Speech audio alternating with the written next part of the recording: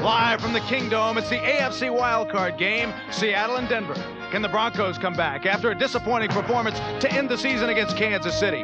And will it be John Elway, the rookie, or Steve DeBerg, the veteran, to lead the Bronco offense? For the fans in Seattle, it's been an 8-year wait for a playoff game. This year, Chuck Knox has come on, and in his arsenal, rookie running back Kurt Warner, the leading rusher in the AFC. It's Seattle and Denver, the AFC Wildcard game, as we kick off a special Christmas edition of NFL 83. NFL 83 is brought to you by Volkswagen, by Kmart K-Care Auto Centers, with our promise of service, value, and satisfaction. We've got it good. And by the Energizer, energized for life, long life. The beautiful Christmas tree in Rockefeller Center in the heart of New York City. A nighttime fantasy land. It's Christmas in New York. And here's how it looks today. A cold, wintry scene adjacent to the RCA building, which houses the studios for NFL 83. What better spot than this to open up the 1983 NFL playoffs this Christmas Eve?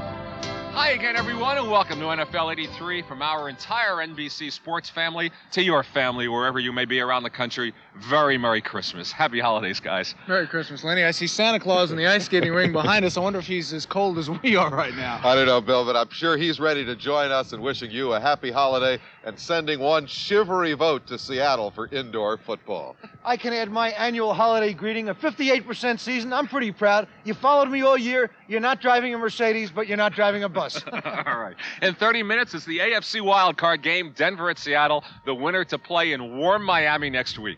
During the next half hour, we'll chronicle the history of the Seattle franchise. They've never been in the playoffs before. We'll talk about the Denver quarterback controversy, DeBerg and Elway. We'll show you some of the top plays of the year, and Pete will have his pick. But first up, our announcers for the game, Charlie Jones and Bob Greasy. They're indoors at the warm Kingdome in Seattle. So from cold Rockefeller Center in New York, let's send you indoors to Seattle. Let's go to Charlie and Bob. Here inside the Kingdome, Lynn, a very pleasant 72 degrees. Let's address ourselves to the two starting quarterbacks, a pair of 17s. First for the Denver Broncos, Steve DeBerg. He has been out 7 weeks with a shoulder separation. He suffered that injury here. He still has the pin in the shoulder, but he has a hockey shoulder pad that he's going to be wearing for extra protection. His big problem, Charlie, is going to be one of vision. He has a stiff shoulder, and the pad is going to be a little bit high on his left side. May impair his vision to see left, and if you have a blind spot and you're playing quarterback, you're really open to some blind shots coming from that side. Now, the other 17 for the Seattle Seahawks, even though he is in his 4th year, only his 15th career start, Dave Craig. A strong, accurate passer, very good in the statistics this year of NFL quarterbacks. He is a good general for Chuck Knox's conservative offense. However, the problem he has had in the past, he's been sacked 6 times in the last 6 ball games. He has to know when the party's over and when to get rid of the football. Backing him up, of course, will be Jim Zorn, and backing up DeBerg for the Denver Broncos will be John Elway. Elway may be in this ball game later on if DeBerg is not playing well, and he adds a dimension to the ball club. He can scramble around, make some big plays. He doesn't read as well as DeBerg, but he can make big plays if he can move around. Quarterbacks always seem to be the key to the ball game. It's the wild card game here in the Kingdome, Seattle and Denver. Let's go back to Lynn. Back in front of the Christmas tree with carols in the air. Pete Axtell, how about a Christmas gift with the correct pick today? Well, we'll try. For openers, let's deck the halls with these stats. Technical factors. Seattle, 4-11 against the spread as a home favorite. They're favored by 4 at home today. They're 2-5 after victories as a home favorite. They won last week as a favorite over New England. On top of that, new teams in the playoffs, teams that haven't been there over a number of years, are only 1-3 in recent years against the point spreads. Add to that the factor that Denver went into Kansas City last week and got routed. Remember a year ago, Jets went to Kansas City the final game, got routed, came back and blasted Cincinnati out in the playoffs. Will Denver blast Seattle? I'm not sure of that, but I'm taking Denver plus the 4 points. You know, Pete, it might be Seattle's first playoff, but their coach, this is his 8th trip to the playoffs. They have playoff veterans like Reggie McKenzie and Blair Bush on the squad. That should help Seattle a bit, don't you think?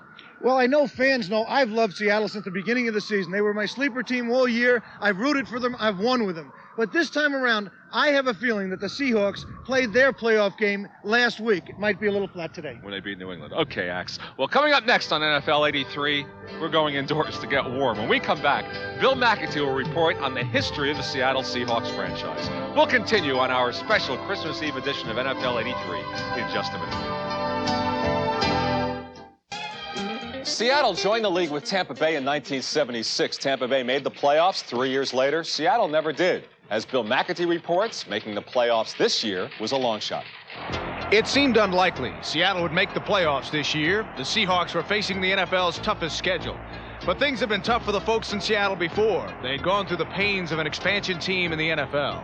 Back in the early 70s, the city agreed to build the Kingdome, and that seemed to ensure an NFL franchise. 4 players, including quarterback Jim Zorn, remained from that initial season. Zorn, a free agent. Steve Largent, acquired from Houston. Safety Don Dufik was there, and so was cornerback Dave Brown. He was picked up in the expansion draft. Well, they gave us a list of the active players, of course, and each team was able to freeze a certain number of players. And they included the reserve injured lists and the total reserve lists of a club. So, for example, it sounds good initially, but when a player's been retired for 5 years and his name was still on the list, we weren't too interested in getting that player. The Seahawks started practice that first year with Jack Patera as their head coach. Patera would stay for 7 seasons. A contest was held here in Seattle to choose the nickname. 20,000 entries and 1,700 different names finally produced the Seahawks. That first year, nobody expected much. They certainly didn't get it. 2 wins in just 14 games. But there were some moments. Forgettable then, but now with the perspective of time, those confusing and uncertain moments are looked back on with fondness. I remember times when I'd walk up to the line of scrimmage and look out over the defense and just forget what I was supposed to do, not knowing if it was a pass or a run, just completely drawing a blank. Everybody had their names still in tape, on tape on their helmets so that we could identify who was who. And I remember after the game, Jim Zorn was the quarterback at that time, and he didn't even know the running backs' names to tell the reporters who did a good job and who did a bad job or whatever. Those first 2 seasons would produce mixed results. Seattle narrowly lost their first game 30-24 to St. Louis. But the next year, they surprised and embarrassed Buffalo 56-17. We came up here, and I think Jim Ringo was the coach. And believe it or not, Ringo quit at half. I think we were down 33-3. And I always look forward to coming back and really doing a number on Seattle. But I'm glad that I'm here and things turned out the way they did. In building the franchise, the Seahawks traded away a talented wide receiver, his name Ahmad Rashad. And they gave up a chance to draft running back Tony Dorsett, choosing to add several potential starters instead of a potential superstar. Now, of course, they have Kurt Warner, and Chuck Knox during the season switched from Jim Zorn to Dave Craig at quarterback. And last week against New England, after 8 years, a playoff appearance suddenly became reality. I honestly was just about to break out in tears before the game, and I've never felt like that before any game before, obviously. And I was just thinking that I had played so long and played so hard for so many years to get into position to even play a game like we played last Sunday, and to where it really meant something, where we had an opportunity to be in the playoffs the last game of the year. And it was pretty overwhelming for me. You sort of have to admire Jim Zorn through all this. He has been the quarterback for this club for the last 7 years, and yet it is Dave Craig who gets them into the playoffs. Most of the veterans, though, seem to understand that Jim Zorn has been very important, Lenny, to the development of the franchise. Certainly has. Thank you, Bill, and thanks to the people at KING TV in Seattle for their help in putting that feature together. Now, as you mentioned, Ahmad Rashad was a mistake in Seattle history because they let him go. We are happy to have him with us on NFL 83. He's on the sidelines at the Kingdome in Seattle. Ahmad? Lenny, somehow, is that a compliment, being a big mistake? Somehow I feel like that's a compliment, no matter how backhanded. But let's talk about the game here today. One of the good things about playing at home is that you have a chance to utilize your 12th man. I'm talking about the crowd. And here in Seattle, they've got one of the best 12th men in the league. Now, when Denver has the ball, you're going to see a guy by the name of Bill the Beer Man lead 60,000 fans in something that they call here the wave yell. Now, this fires up the home team, but for the opposing team, nothing could be more disruptive. Now, I spent this morning in the locker room early, and I could feel the sense of urgency, the sense of readiness that it takes to win ball games. Charlie Young told me that unlike most teams that make it to the playoffs their first time, this team isn't satisfied. He feels like they can go a long way. And Dave Craig and I spent yesterday talking about how much money is at stake. The Seahawks have finally made it to the big dance, but they've got to be careful. If they don't dance well, this could be their last tango. Lenny? Thank you, Obama. Yeah, that was a compliment, by the way. Remember, Dan Reeves spread $70,000 on the table to tell his Broncos all about what the playoffs mean. That's how much the Super Bowl winner gets. When we continue on NFL 83, we'll have the Denver quarterback controversy, the plays of the year, a lot more. We'll be right back. We're seeing it continues right into the playoffs. Len, you know that Denver and Seattle have played 3 times already this year. They won an exhibition with Elway starting. They lost a regular season game with Elway starting. They won a regular season game with Gary Kubiak, the only quarterback who's sure not to play starting. So, Denver, Colorado, the thermometer reads 15 below zero. The wind chill factor reaches 50 below. But this town is red hot over the burning question, who should start at quarterback for the Wildcard Broncos? Well, the way I feel about it, I think DeBerg actually is the one that got him to the playoffs.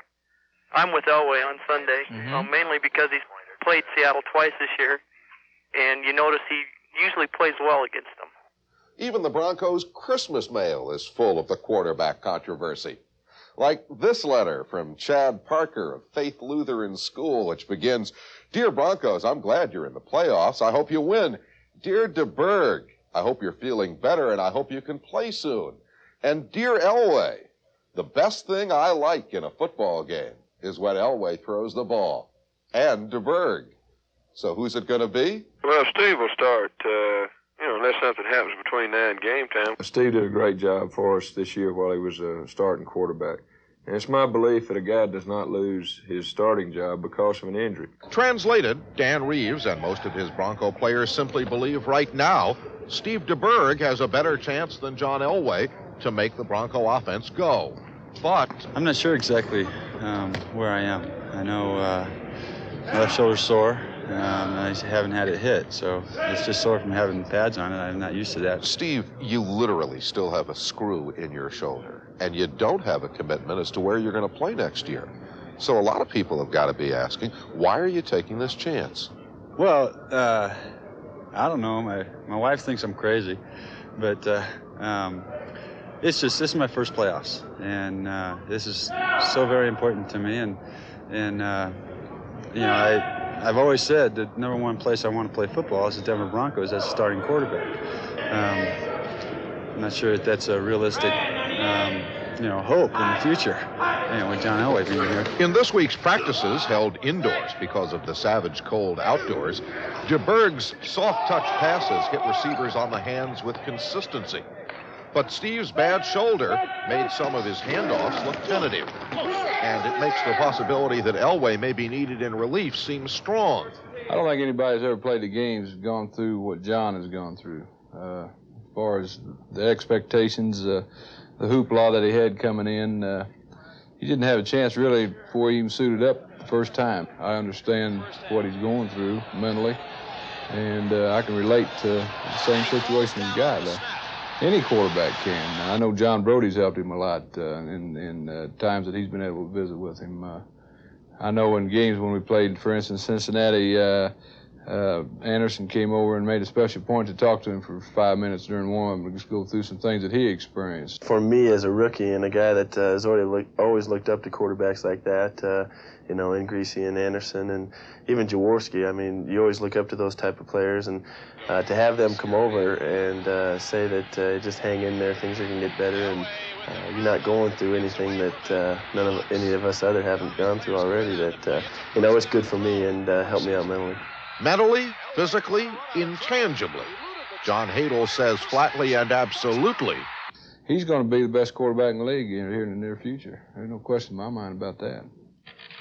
John Hadel believes that statement, absolutely. But you'll notice he doesn't say when.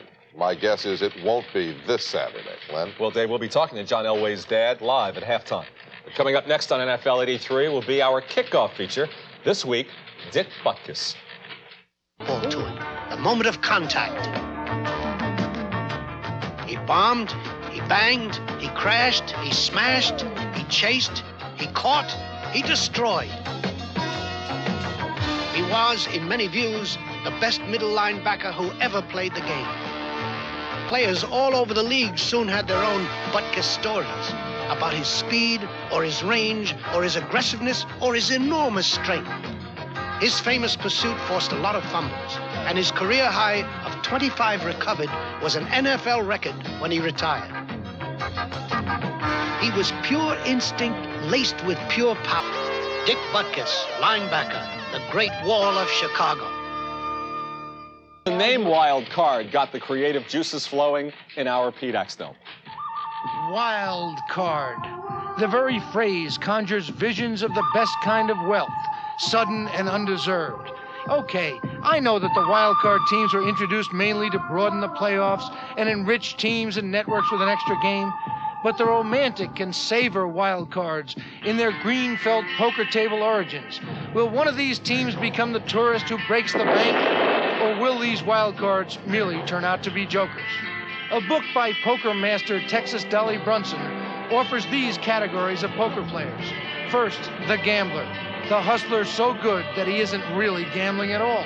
Makes you think of John Unitas, Joe Namath, Roger Staubach on their most sublime days. Next, the rounder. So called because he makes the rounds. These are the guys. Think of Pittsburgh. Think of Miami. Think of the Raiders. They always seem to be there at playoff time. Third, the minnow. The little guy with high hopes and an overextended bankroll. Remember the Dolphins before they were perfect? Or the Broncos of '77 with the Orange Crush defense. They were resourceful and clever winners until Super Bowl time, when the Cowboys called their bluffs. Finally, there are the geese, the turkeys, the tuna. In other words, the suckers. But let's hope that they've been weeded out through 16 weeks of fumbles and blunders. Today's teams are probably in the minnow category. Maybe the Elway bankroll will buy a few pots. Or interceptor Kenny Easley of the Seahawks will steal something while the big guys get careless. Of course, it's hard to imagine these teams surviving when the Dolphins shuffle or the Raiders deal. On a hopeful note for Seattle and Denver, there's the tale of the great turn-of-the-century hustler Wilson Meisner, who once hooked a tuna and lured him into a high-stakes showdown. Meisner finally laid down 4 queens and reached for the enormous pot. The sucker laid down 4 kings. "You win, stranger," said Meisner, "but those are not the cards I dealt you." And the cards I'd like to deal at this holiday season are nothing but aces to the people who have made these essay pieces so much fun this fall. Tom Roy, Glenn Adamo, Brian Wickham, and the beauteous Stacey McDonough. To all of them and all of you, may the visor be with you. Lenny? All right, thank you, Pete. Well, the regular season is now over in the NFL, so let's take a fond look back at some of the top plays of 1983. It was a terrific year for creativity, although not every play had the drama or excitement of Billy Whiteshoe's Hail Mary touchdown for the Falcons. After all, how often do you see a 6'8" guy like Harold Carmichael throw a touchdown pass? That's the tallest score of the year. 260-pound Tampa Bay lineman George Yarno for the extra point. That's the heaviest score of the year. And when the Rams tried the old Cal Stanford lateral miracle play against the Packers, it was no score at all, but just as much fun to watch. And give John Elway some points for trying. He lined up over the guard. It was the center who had the ball. It was not a good year for quarterbacks, as Steve Grogan and Jim Plunkett will attest. And Plunkett again. The Buffalo defense got the snap count right. It was the entire Raider offense that was late. Some awards now. The No Luck Award to Oliver Luck in Houston. They were good at times, but not good enough to win many games or the top draft pick. The None is Better Than 3 Award to the Giants for taking this field goal off the board, going for 6 instead, and fumbling on the next play. Tony Collins for his high 5s and 10s and 20s. A pigeon on the turf in Baltimore for taking this spike from Kendall Williams. Anthony Munoz of the Bengals for his spike. And a photographer in the Orange Bowl for taking this licking while he kept on clicking. Picture perfect. And that'll do it for NFL 83. We'll be back at halftime with highlights and a live interview with Jack Elway, John's dad, the new coach at Stanford. Now, before we go, here are the names of the people who have worked so hard on NFL 83 all year. The first name on the list is that of our executive producer, Michael Wiseman. Congratulations to Mike and his wife, Carol, on the birth of their son, 7-pound, 8-ounce Adam. It's an especially joyous holiday for them. And along the way, you will also see the names of Willie Howard and Walt Werner. They are retiring after a combined 70 years here at NBC. Thanks, guys. You'll be missed. And thanks to all these men and women who have made NFL 83 such a success throughout the year. For all of us at NFL 83, I'm Len Berman. Thanks for watching, and enjoy the game, everybody.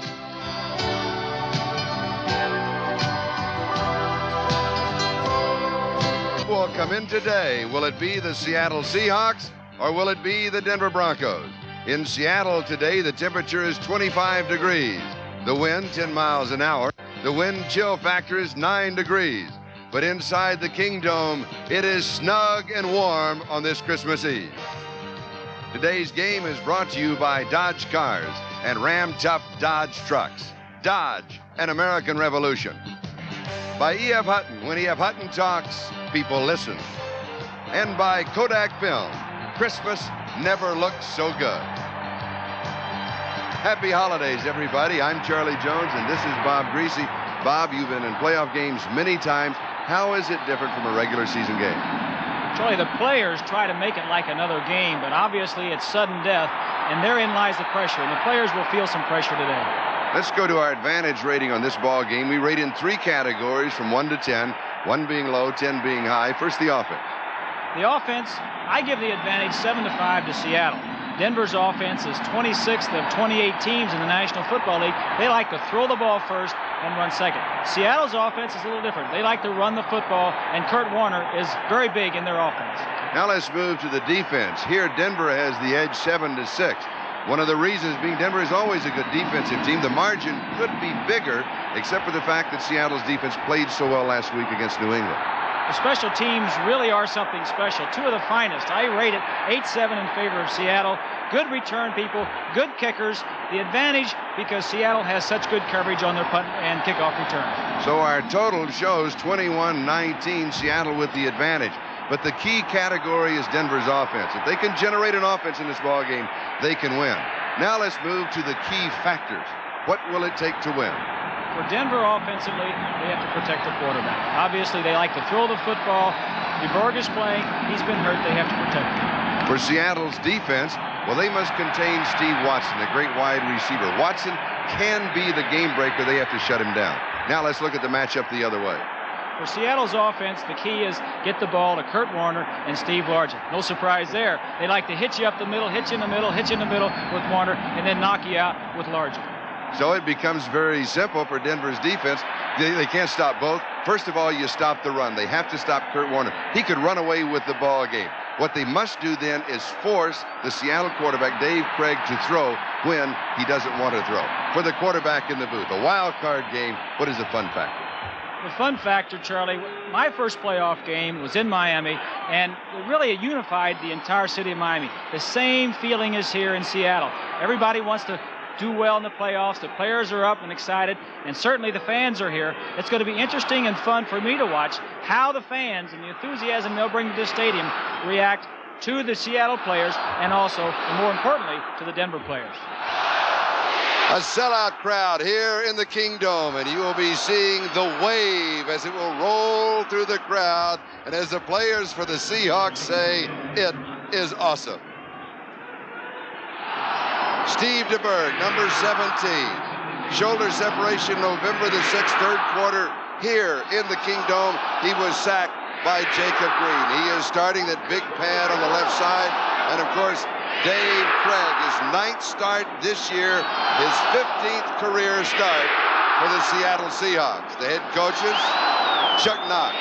He's been in the playoffs many times. This is the 8th time in his 11 years as a head coach. For Dan Reeves, he was in the playoffs with the Cowboys, but his first time as a head coach. Seattle won the toss. They will be receiving. Rich Carlos will be kicking off for the Denver Broncos. Zach Dixon and David Hughes are set for the return.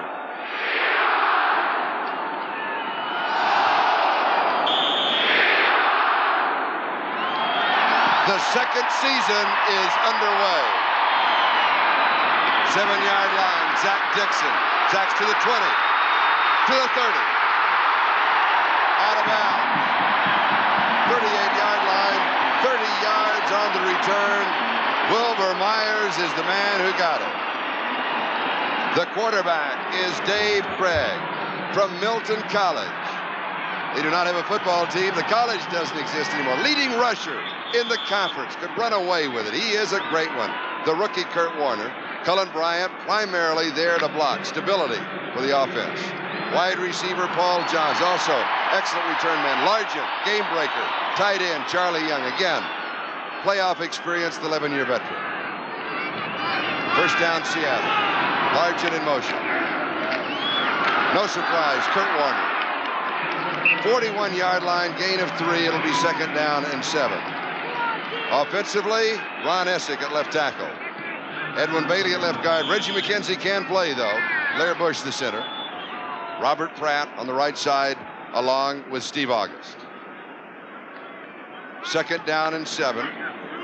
41-yard line, Seattle in their own territory.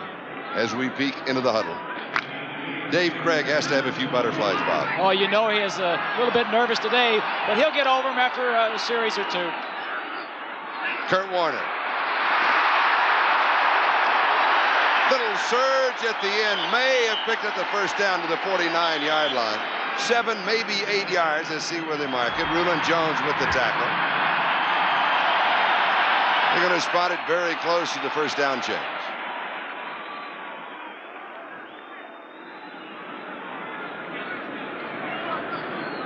Red Cashin, the referee.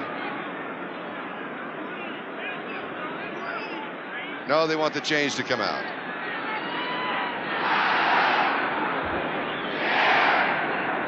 We talked about Dave Craig, played at Milton in Wisconsin. Well, Anthony Earl, the governor of the state of Wisconsin, has proclaimed today Dave Craig Day in the state of Wisconsin. And of course, Rudy Gadini, his former coach, has joined the celebration back where it is cold outside.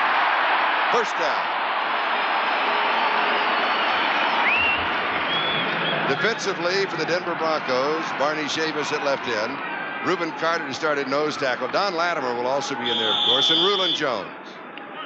The linebackers, Jim Ryan outside. Moving inside, Steve Busick. Pro Bowler Randy Gradishar, who's retiring at the end of the season.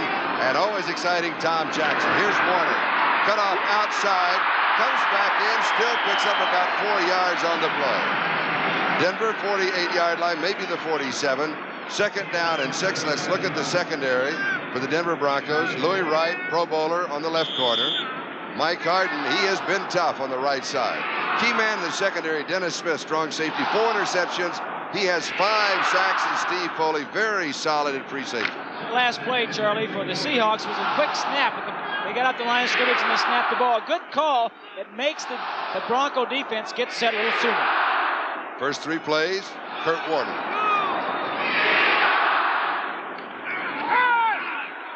Craig to throw. Fires over the middle. Pass is complete. Tight end Charlie Young. First down.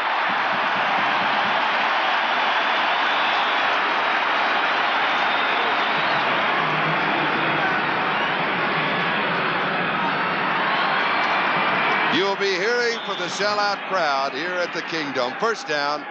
38-yard line of Denver. And a good call by Chuck Knox, getting the first pass under Craig's belt. Obviously a little bit nervous coming into his first playoff game. An easy pass, an easy read. Let me complete it and go on to some tougher ones later. The crowd could be a factor. It could be the home dome advantage for the Seahawks.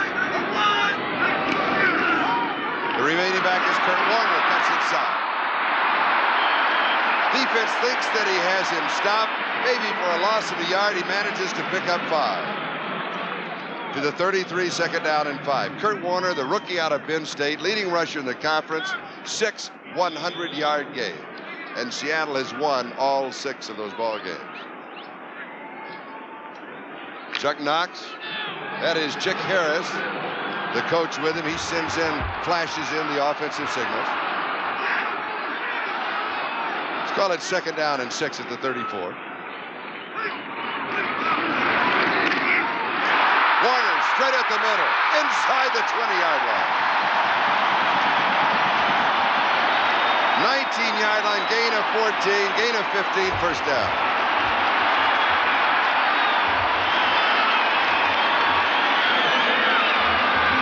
It's a good look at the lines, the offensive lines. Walker pulling it out.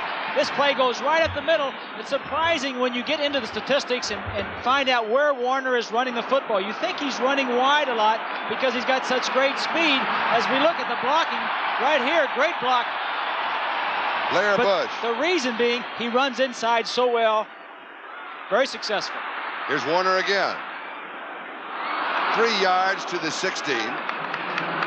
He's 2nd down and 7. A scramble for the ball at the bottom of the pile. Seahawks helping the officials. Kurt Warner, 36 yards, 6 carries, a 6-yard average to open up the ball game. 4.3 yards, his average over the regular season. Pete Metzelaars, one of the tight ends in the contest. The opening drive, no surprise for the Seahawks. Chuck Knox wanted to get his ground game established. Kurt Warner carrying the ball most of the time. When they do throw, it's short and safe to get the offense on track, get them moving down the field. Spotted at the 17-yard line, so it is 2nd down and 8. This is the 8th play of the drive. Charlie Young, the tight end, in motion. Great time, end zone, touchdown.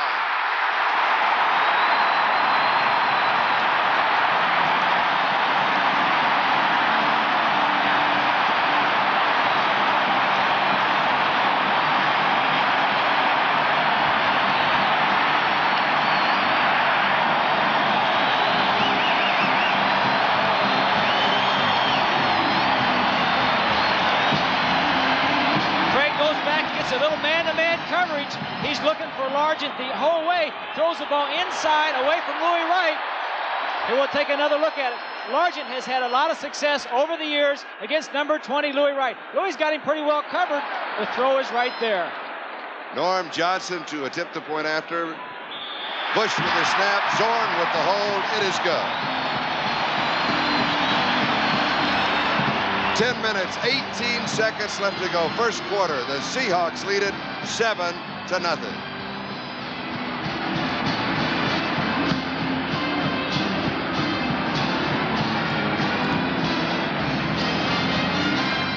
The combination, 62 yards in the drive, 8 plays, took just over 4.5 minutes.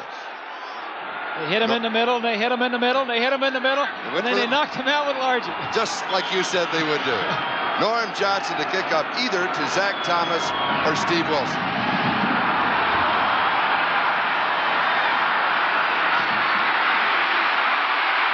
Steve Wilson to the 20. 24-yard line. Mark Hicks with the tackle. 20 yards on the return. So Denver will move on offense for the first time in the ball game with Steve DeBerg returning at quarterback. Sammy Winder, when Denver wins, he gets about 99 yards a game.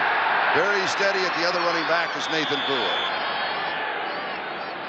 The rookie from San Diego State, Clint Sampson, he's a burner. Key man in the offense, Steve Watson. Big play man. Von Egloff more as a blocker. We don't expect him to catch that many balls. First down Denver, their own 24. Nathan Poole stopped by free safety John Harris.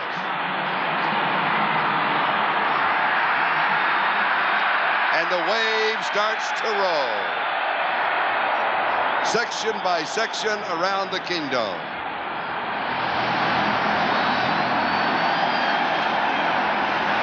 Gain of 4 on the last play. To the 28, 2nd down and 6.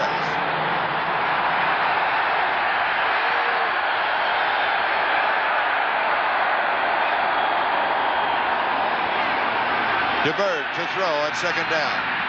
He goes deep to Watson. No flag. Overthrow. Dave Brown single coverage. Interesting, the different starts as we look at the offensive line of the Broncos. Dave Studdard on the left side, along with Keith Bishop. He'll also be the snapper. The center is Bill Bryant. On the right side, Paul Howard and Ken Lanier. 3rd down and 6, Denver. On offense, they face their first crucial play.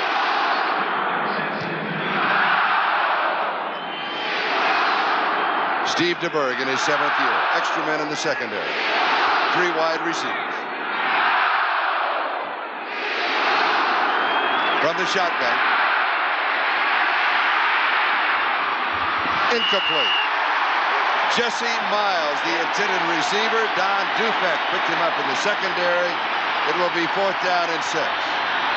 First punt of the ball game. An inauspicious start for the Denver offense.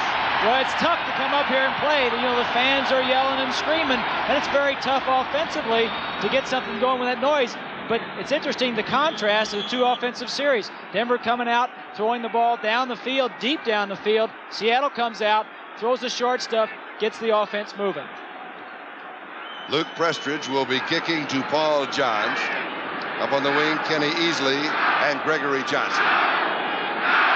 Paul Johns, 3rd in the conference in punt returns.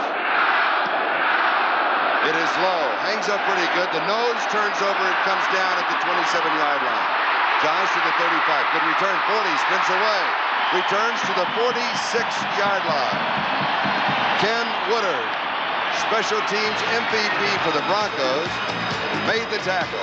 The punt, 45 yards. The return, 19 yards. We'll be back in just a moment.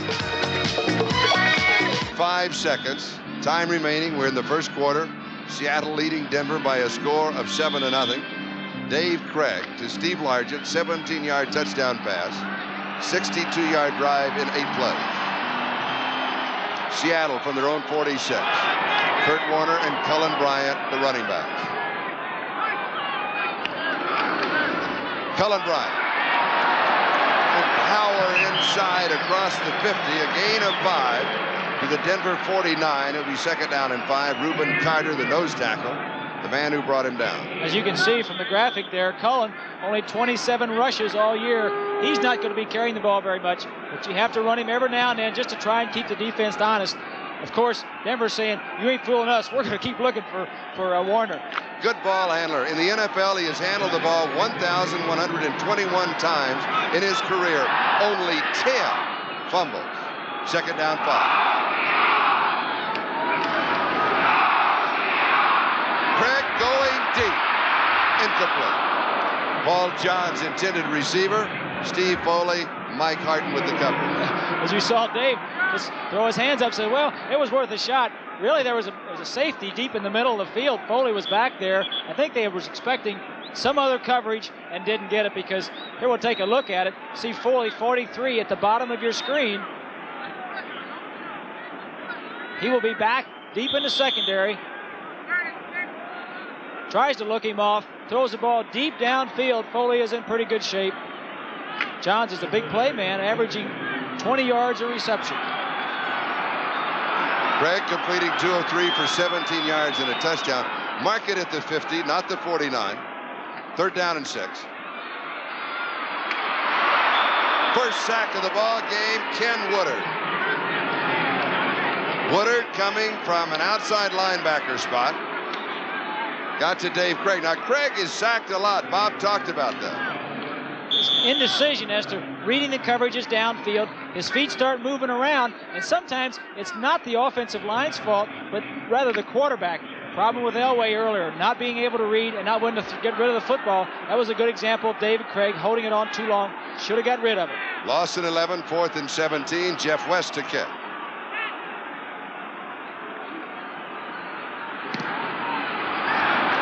The nose turns over, comes down, a good carry on it to the 18-yard line. Here's Zach Thomas, tripped up. Eric Lane, captain of the special teams, made the tackle. 43 yards on the kick. 6-yard return. Hang time 4.6 seconds. very comfortable 72 degrees. The wind chill factor, 72 degrees. We just checked Mile High Stadium in Denver, where this ball game might have been played. The temperature is 0, the wind at 8 miles an hour, and you saw the wind chill factor minus 22. It's a little bit looks like dog. Sammy Winder, Nathan Poole in the backfield.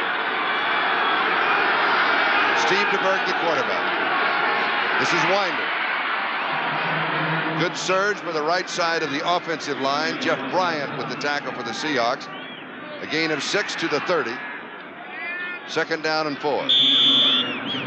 Sammy Winder having a good year, Charlie, as far as a running back in a pass-oriented offense is concerned, over 750 yards, and is really the key man as far as carrying the load on the ground for the Broncos.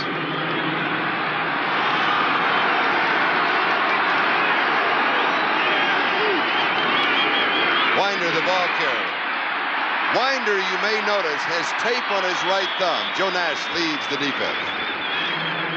He has a fractured thumb. He'll have it operated on after the season is over, but what it does, it takes Winder, you can see the tape on his right hand, it takes him out of the pass offense as a receiver. It's okay when he takes a handoff, but they're not that sure when he is receiving. I like his headwear, too. Nice as a helmet. But a lot more comfortable. 3rd down and 1, gain of 3, 33-yard line. Egloff in motion, reverses. Winder, 1st down. Grinding to the 40-yard line, gain of 7. John Harris with the tackle. First down of the ball game for the Denver Broncos. So they're going back to what you were talking about, grinding it out. Well, I think as we see it again, it's just an I formation, straight blocking, and he's going to pick his hole. Winder sees it, back door, starts off to his left, breaks to his right, just gets a needed yardage, but it's a big 1st down, something to build on for the Broncos. Gerald Wilhite replacing Winder. Denver at their own 40. Wilhite. 44-yard line, gain of 4, 2nd down, 6. Joe Nash with the tackle. 5 minutes, 38 seconds. Time remaining 1st quarter. Seattle leads 7-0. 17-yard Craig to Largent pass, and the wave rolls on.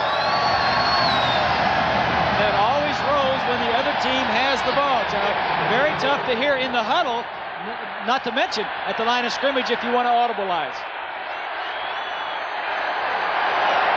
Winder back in the ballgame. Fake to Sammy. Here's the reverse. Clint Sampson. 1st down. Seattle 48-yard line. Gain of 8, needed 6. Kenny Easley chased him out. Sampson. There's Kenny Easley, Pro Bowler. He'll be a starter. Sampson, San Diego State, rookie. Didn't play that much to the latter part of the season. This is his 5th start. Gets Cleveland big ball game. 2 touchdown receptions from Elway of 49 and 39 yards. And opposite Watson, who gets a lot of the double coverage, Sampson could be getting some single coverage and some big plays later on. Winder. Sammy to the 40, breaks it down the sideline. Caught from behind. Kenny Easley and Dave Brown with the tackle. A gain of 35 yards. All the way to the 13.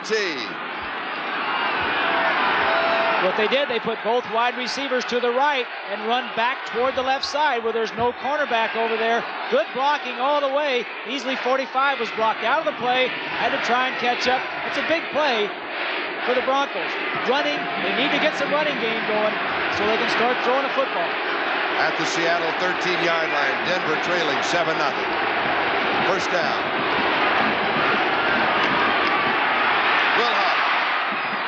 Wilhite to the 7-yard line, gain of 6. It'll be 2nd down and 4. Are you surprised that Denver is running this much on this drive? Well, I am, Charlie. I'm a little bit surprised, but I think what Seattle is expecting is a lot of passes. You know, these two teams know each other very well. This is the 5th time they've played this year, going back to the first game in January 2nd of this year. But they know each other very well. They started off with an unbalanced line. Seattle started a little differently. I think they're going to pull a few tricks out later on in the game. Second down and 4, 7-yard line. Again, staying on the ground. They have stayed on the ground throughout this drive. Joe Norman with the tackle, the ball carrier, Sammy Winder. See where they mark it. He may lose a yard on the play. Take a look at the line charge. Egloff, 85. Vlasic, 62 coming out. Good position by Easley. Stacks it up, doesn't let him get outside. Then the linebackers come and make the tackle inside. Good defensive play. Loss of a yard to the 8. Third down and 5.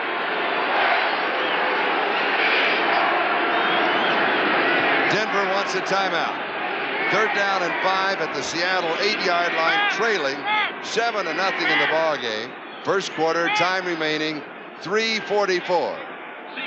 Chuck Knox, head coach of the Seahawks. Seattle on the far sideline. We'll take a timeout. There it is. The margin is 7. We'll be back in just a moment. Is on the 8-yard line. This is the 9th play of the drive. Denver running the ball on every down. Seattle expecting them to throw, have 7 defensive backs in the ball game. Third down and 5 at the Seattle 8. Chuck on movement on the left side. I believe Keith Bishop came up too soon. Flags are down. Little pushing and shoving on the offensive right side.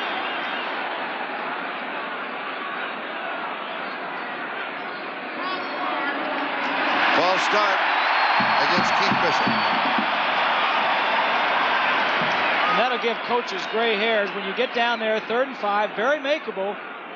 Illegal procedure backs you up to 3rd and 10 or 11. It's a lot more difficult to make 3rd and 11 than it is to make 3rd and 5 or 6. Setting up too early. Number 54 on the offense. Still 3rd down. Red Cash, the referee, and his crew today. 77 years of NFL experience. The call on Keith Bishop. 3rd down and 10 at the 13.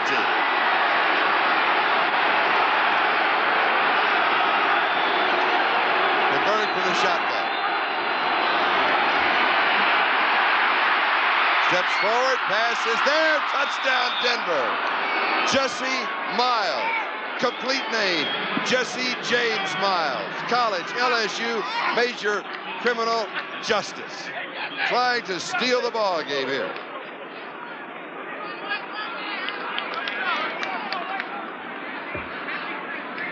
Take a look from behind DeBerg. Just sets up, he's looking to the right side all the way. Good protection. Miles goes out, breaks back inside. No, I gotta really wonder who he was throwing that ball to, Charlie. It looked like it was going to Wilhite coming across. But you know what? DeBerg will never tell you who he was throwing it to. For the tie, Rich Carlin. Prestridge with the hold. Bishop with the snap. It is good. The score, Denver 7, Seattle 7, with 3:38 left to go.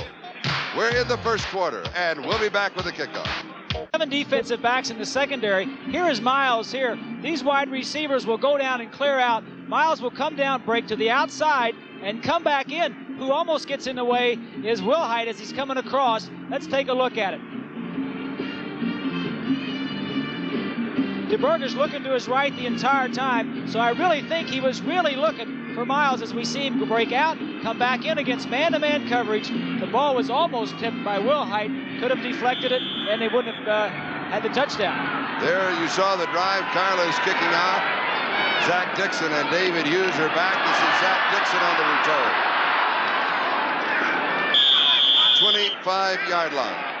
12 yards on the return for Zach. He is 4th in the conference in kickoff returns.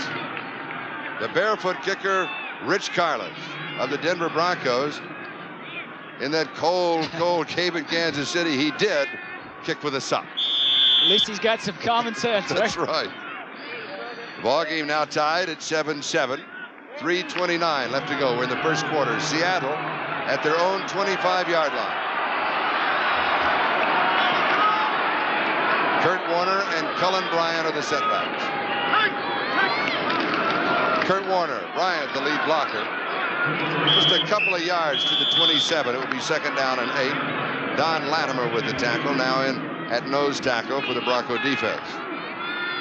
Both teams have settled down now, Charlie. Offensively, they've both been on the field twice. They both have a touchdown. They both have run the ball pretty well, and both quarterbacks now have thrown for touchdown passes. We've seen a little bit something new from each team. Like we said before, they play each other a lot of times. Now they're settling down, getting into the flow of the ball game. Second down and 8, 27-yard line.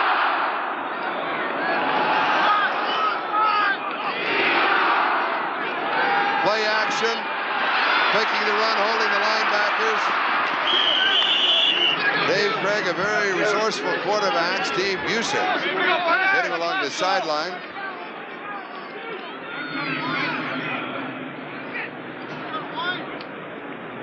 See where the officials are going to spot him out at the 33.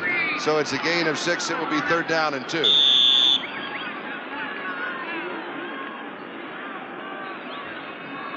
Game kind of settling in and quieting down a bit right now. Well, both teams now have their feet on the ground. Defensively, they've both played well for a series, and offensively, they've both played well.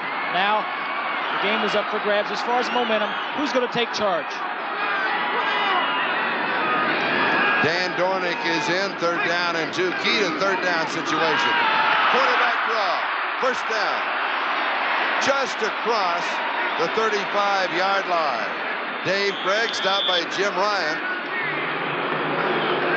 Officials are going to say they may want to look at a measurement.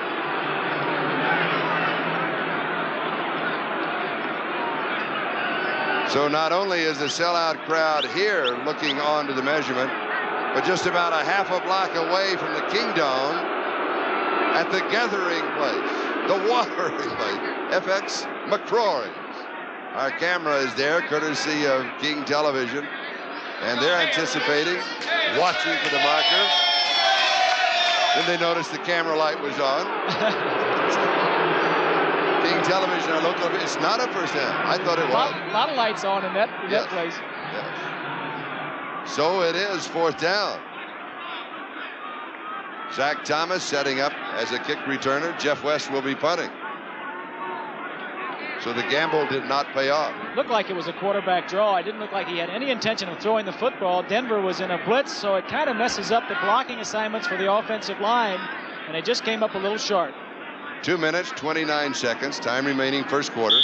Ball game tied at 7-7. Jeff West will be kicking to Zach Thomas.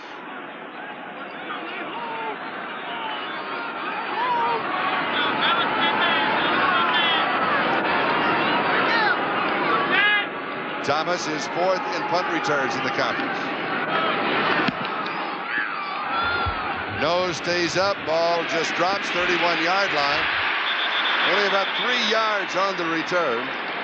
Hang time, 3.6 seconds. It covered 35 yards. The return was 3. Dave Brown was there.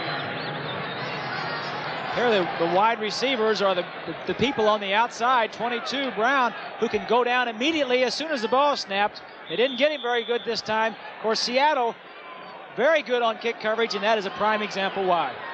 Denver at their own 34-yard line. 1st down.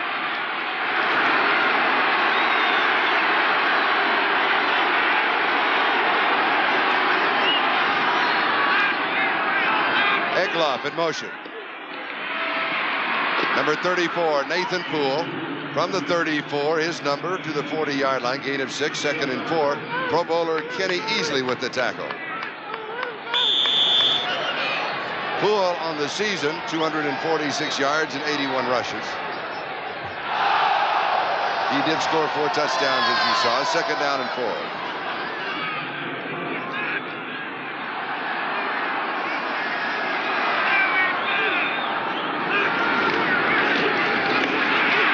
Nathan Poole, a gain of 1 to the 41. 3rd down and 3. Jacob Green with the tackle on the touchdown drive of the Broncos. 76 yards in 9 plays, 8 plays on the ground, touchdown. They went to the air. It worked then. They come back running. They come back running, and that time Jacob Green was slanting. This is what the Seahawks did last week against New England to stop their run. They slanted their line. The linebackers went the opposite direction of the slant to cover up for them. They're starting to do that now against the Broncos, who are starting to run the football. 3rd down and 3. DeBerg from the shotgun. Inside handoff to Winder, in trouble. Flag is down. It's a guess. It might be a face mask. That's just a guess. Dufek made the stop. Yes. Now the face mask does not carry an automatic first down if it is a 5-yard face mask penalty. If it is flagrant, it is of course 15. Fans have been kind of quiet up to that point when they let out a chorus of boos, and they're not happy with that call, obviously.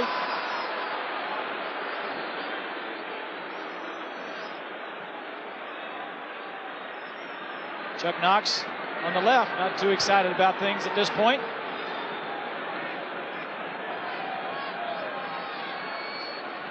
It ends up as a loss of 6 yards on the play. A loss of 11 and a minus 11 and a +5 for the face mask. There's debate on where the play happened. There is a look at the officiating crew today. Red Cash and the referee. I'll mention again, 77 years of experience in the National Football League. Now they mark the ball at the 41-yard line. Face mask, number 27 on the defense. It's not an automatic first down. It's to the previous spot. Still 3rd down. Gregory Johnson gets the call. They move it back to the previous spot. The down goes over, so it is 3rd and 3 again. The penalty is marked off from the spot of the foul, which was back. They marched off the 5 yards. It's still not a first down, so obviously it's 3rd and 3 or 4 again. DeBerg looking to the sideline. If you notice, he hasn't really thrown that much to be able to see if that shoulder is bothering him. Again, if you joined us late, shoulder separation 7 weeks ago. Pin is still in as a hockey shoulder pad. There's John Elway, possible backup for him if he does go down. How does he look? He looks fine. He's not throwing that much.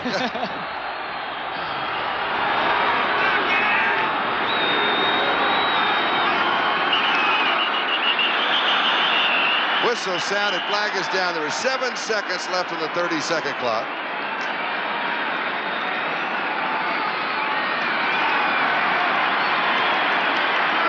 Ball start, Denver.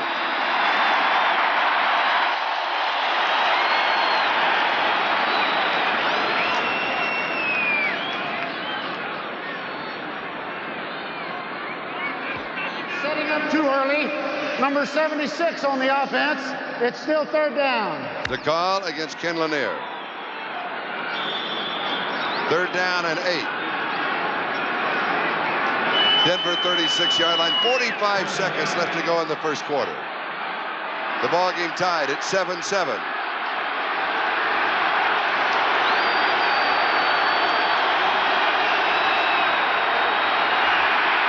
Blitz. Steps away. Good move by DeBerg. Pass complete. Did he get it? Yes, he did. First down.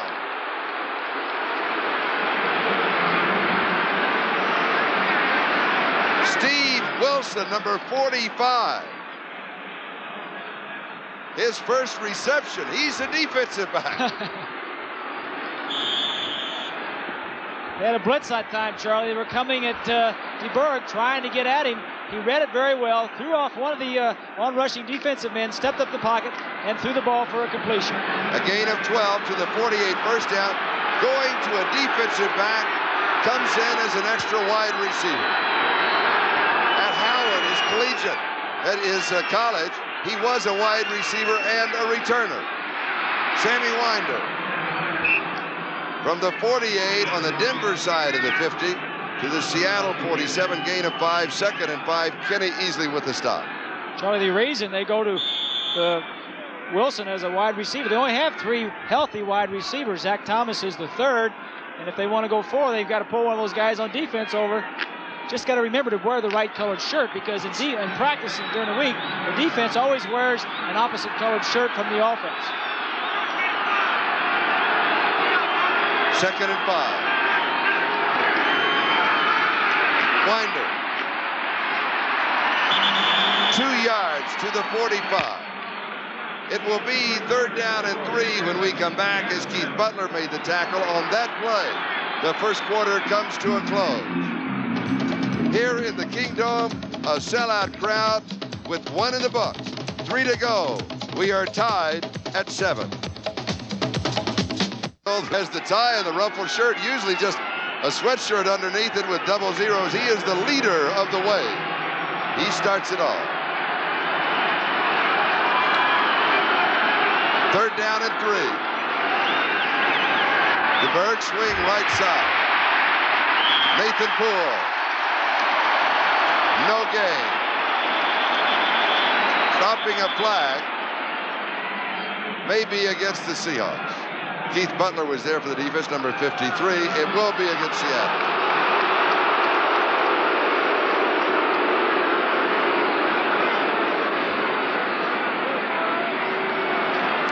It is not the amount of penalties. It is when they happen. It would have been 4th down and 3.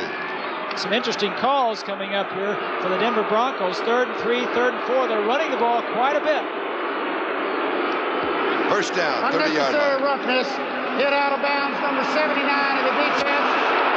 It was against Jacob Green. Jacob says, who, me? Chuck Knox, head coach of the Seahawks. First quarter statistics, time of possession about even. A lot of rushing, very little passing, just for the touchdowns.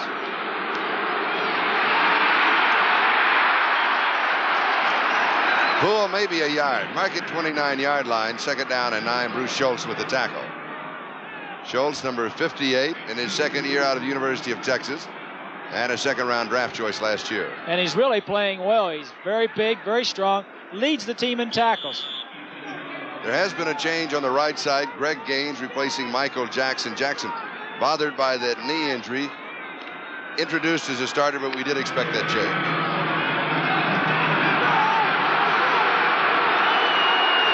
Game tied, 7-7, 2nd and 9. Seahawk 29-yard line. DeBerg.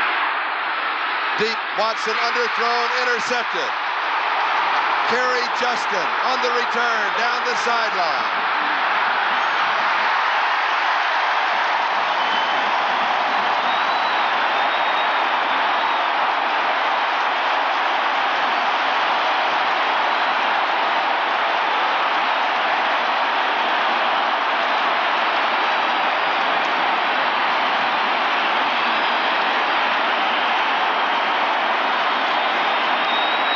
Take a look at the secondary. He's trying to throw to Watson at the bottom of the screen. Good coverage on the play. The ball is underthrown. Judson sees it the entire way, picks it up, then says, let me run for a little bit with this. Play action fake. Pressure on the quarterback. He gets hit as he's throwing the football. That's the reason for the underthrow. Interception, 3-yard line, 45 yards on the return. Key point, though, for DeBerg.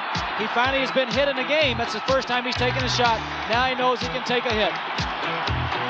Steve DeBerg on the sideline. He came off all right. It seems like he's into the ball game now, even though he was hit when he was throwing that football and it made it go underneath where he wanted to have it. There's the man that sacked him, Jacob Green, or caused the ball to be underthrown. Caused the interception. Seattle from their own 48-yard line. Fred has completed 2 of 3. Play action on 1st down. Throw. Kurt Warner spinning like a top, but could not get out of the grasp of Tom Jackson. A gain of 6 yards. Denver 46-yard line. 2nd down and 4. 2 receptions, now 3 receptions and 4 passes. Craig has thrown for a touchdown. Previous 2 receivers were Largent, 17 yards, and to score, tight end Charlie Young for 10 yards. 2nd and 4. Kurt Warner, pumping loose up the middle. Almost breaks it. 33-yard line, gain of 13. 1st down, Steve Busick and Steve Foley were there for the defense.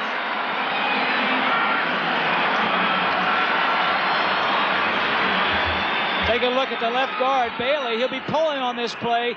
The fullback comes this way. Warner comes up. Watch him break a good tackle at the line of scrimmage. Good play action fake by Craig. He gets up there. Nobody has a hand on him. Good running. Stopped at the line of scrimmage. Gets 10 or 15 extra yardage. First down, 33-yard line. Here is Warner inside, outside. Comes back inside. Reuben Carter with the tackle. Gain of 2 to the 31. One of the big advantages of playing in the Kingdome for the Seahawks is that Kurt Warner gets to run on artificial turf. He is a much better runner on the artificial than he is on grass. The difference of the game on artificial turf than on real grass. It's a much quicker game, Charlie. When it's on grass, it could be muddy and a heavy field. The field could be very thick. Mud could be coming up. On this field, you always have good footing, quick footing, and it's a delight for a running back. It's a crisper ball game. Is that a good way of describing it? Crisper and cleaner. Second down and 8, 31-yard line. Ball game tied, 7-7. Complete, Steve Largent.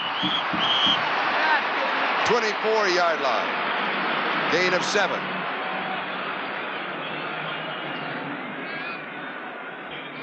This is good read by the young quarterback. The tight end will start across field, drawing the strong safety with him. The weak safety goes this way. If everyone's going this way, then you want to throw the other side. Let's take a look. Craig reads the coverage. He's got one-on-one to his left side with Largent. He'll take that anytime he can get it. And what he sees on the right side tells him that he has man coverage on the left side. So he knows as he looks to throw. If all your defensive backs go to the right, you want to throw to the left. Third down and 1, 24-yard line. David Hughes. First down, 15. Gain of 9. Steve Foley with the tackle at the 15. Hughes. First running play for him in the ball game. Hughes is their designated rusher. They have 3 fullbacks, and he does a good job rushing. Warner in there, 28 blocking Louis Wright. Hughes gets around the corner and then turns it upfield, almost breaks the tackle. Wasn't that bad a block for Warner. Got the job done. He occupied Louis Wright. Warner, this is what he does best. From the 15, just about the 12, we'll give him 3. It'll be second down and 7. Rulon Jones with the tackle. We're not surprised to see Seattle and Kurt Warner running the ball so much because we said he could run away with the ball game. I am surprised, though, that when Denver has a ball, that they are running that much. I thought they would be throwing more. Are they taking Denver's passing offense away from them? No, I don't think so, Charlie. I think with DeBerg being in there and the injury that he is, I think they want to try and get the running game established, and they will as long as it's successful. Second and 7. Warner. Leading across the 10. We'll give him 2. Barney Chavis with the tackle. Will be third down. Just inside of 5 yards to go for the first down. The ball just inside of the 10-yard line. 10 minutes, 19 seconds left to go. First half. Ball game tied at 7. What you saw Jim Zorn doing was standing in front of Chick Harris, who was signaling in just to make sure that there's nobody on the Denver side, maybe mapping out what they're doing, stealing their signals, maybe somebody in the press box. Third down and 5. Dornick, the remaining back. Pressure, sack. Second sack for the Broncos. Reuben Carter gets this one. And the field goal team comes in. Norm Johnson will be kicking. Just man-to-man coverage in the secondary. Craig is trying to find someone. To his credit, there's no one open and a lot of pressure in the pocket. Like we said before, he's susceptible to sacks, and when you see the rush getting close to you, say, hey, I'll come back and play another time. Let me throw this ball away, and we'll come back some other time. Broncos with an injured player. We've got a timeout. We'll be back in a moment. 9:50 left to go, first half. The injured player, he has been helped to the sideline. We'll have a report for you as soon as we receive it. Norm Johnson in with a field goal attempt coming up. Jim Zorn is the holder. Johnson has hit 72% of his field goals, his long being 54 yards. An attempt of 38 yards. Now, Zorn has thrown a touchdown off a fake field goal.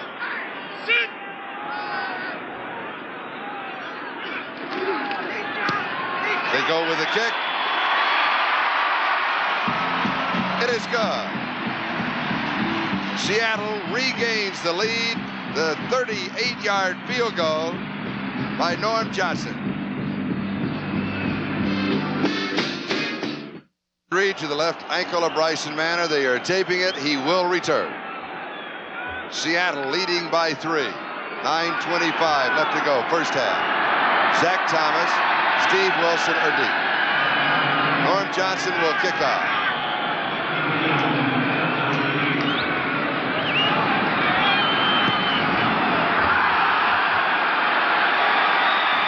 Fielded at the 7-yard line by Steve Wilson. The return is to the 24. 17 yards on the return as we pause briefly for station identification. This is the NBC Television Network. This is Channel 4, KNBC, Los Angeles. This is Charlie Jones, Bob Greasy. We're in the Kingdom in the wild card game between the Denver Broncos and the Seattle Seahawks, and Seattle leads by 3. Greg Talargin, 17 yards. DeBerg, 13 yards on his touchdown pass. And that was to Jesse Miles. And then the field goal conversion that we just saw as Nathan Poole goes to the 27-yard line. Gain of 3, second down and 7.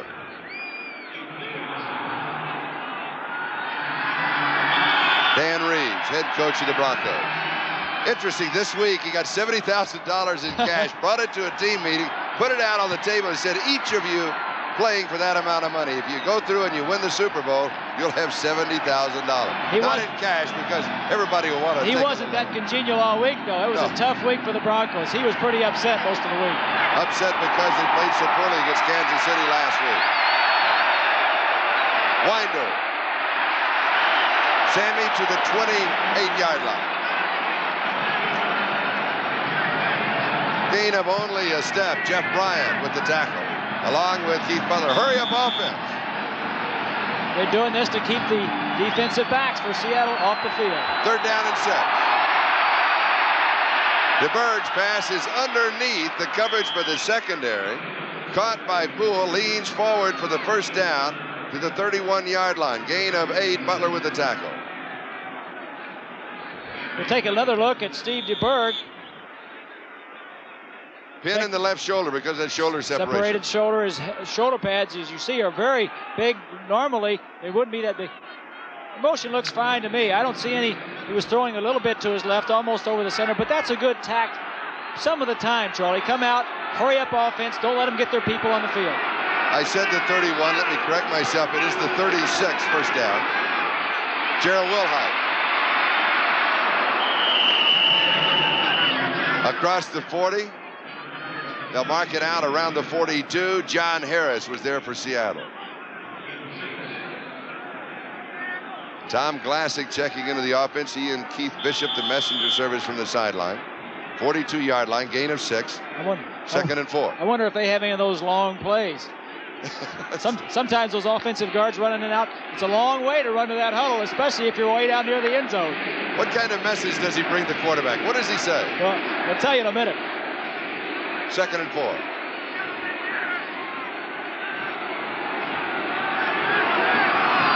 Watson in motion. Wilhite. Back to the line of scrimmage. He may have gotten a yard. He was met by Kenny Easley and his friend. Mark it the 43, gain of 1, third down and 3. Another hurry-up offense. Trying to keep the defensive players off of the field. Keep the extra men out of the secondary on a passing down. DeBerg throws, pass is complete, first down. Nathan Poole near the 50-yard line. They'll mark it for 7 yards. Keith Butler with the tackle. Same type of play that they used earlier on a hurry-up offense. 34, Nathan Poole slips around the defensive line as we see good protection, sets up in the pocket, sticks him. That's past the first down yardage. It's a good tack by the Denver Broncos. I'm sure now with Tom Catlin, the defensive coordinator, and the rest of the Seahawks will try to do is be ready to get their players on the field a little bit quicker. They spotted at the Denver 49. It is a first down. DeBerg throws. Steve Watson, he has the first down. 39-yard line. Kerry Justin with the tackle. The play will go for 12. I am surprised we haven't seen that hurry-up offense more this year against a team that uses a lot of situation substitution, such as Chuck Knox when he'll use 5, 6, 7, 8 men in the secondary. Well, sometimes, Charlie, it can throw off. You try to throw off the other defense, but sometimes it can throw your own offense off if they're not ready for it and prepared for it. I think it's good to throw it in every once in a while. The Broncos have done it twice in this drive, both times been successful with it. For Steve Watson, that was his first reception for 12 yards. He goes in motion left side. Rolling right, flag is down. Down the sideline, another flag is down. Clint Sampson, the rookie, battling for the ball with Kerry Justin. Now, if it is ruled a tie, the offensive player has the football. Sampson does have the football. There was a flag drop first at the 45 and then downfield at the 20. We may end up with offsetting penalties. Defensive pass interference and illegal motion. We'll bring it back. 4 minutes, 36 seconds left to go in the first half. Seattle leading by 3, 10-7. Largent with a touchdown reception. For Denver, Miles with a touchdown reception. We have pass interference by the defense, number 26. The penalty's all set. It'll be first down. Norm Johnson, officially a 37-yard field goal. That has been the score.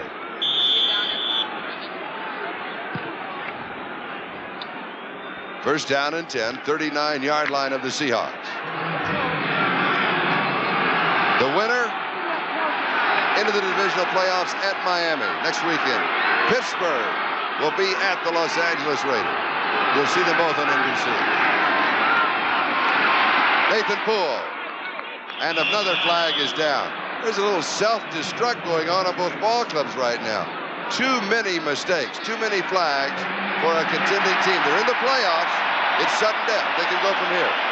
Offensive holding is the preliminary sign. You just can't do this. It's tough enough to score points in the National Football League without stopping yourself. Offensive holding, illegal procedure, man in motion. You just have to be disciplined enough not to do those kind of mistakes, make those mistakes. And we're past the point of nervousness. They're not nervous mistakes. These are mechanical mistakes. But these are mistakes these teams have been making all year. Holding during the run. Number 64 of the offense. Still first down. Bill Bryan, the center. Bryan, number 64. First down and 20 at the 49-yard line. We'll take a look and see number 64 in the middle of your screen. Like a little wrestling contest going on. I think he may have had some help from Tom Classic on that hole. First down and 20, 49-yard line. Big motion. DeBerg dropping it off. It is to Ron Eglaw. Eglaw with only 20 receptions during the regular season. Kerry Justin with the tackle. A gain of 16. So it'll be second down and 4. 33-yard line of Seattle. It's kind of a different wrinkle. The tight end coming back in motion. So often you'll see him block on the nose tackle over the middle. That time they faked it, slipped him through the line, and dumped him a pass. Very sick play.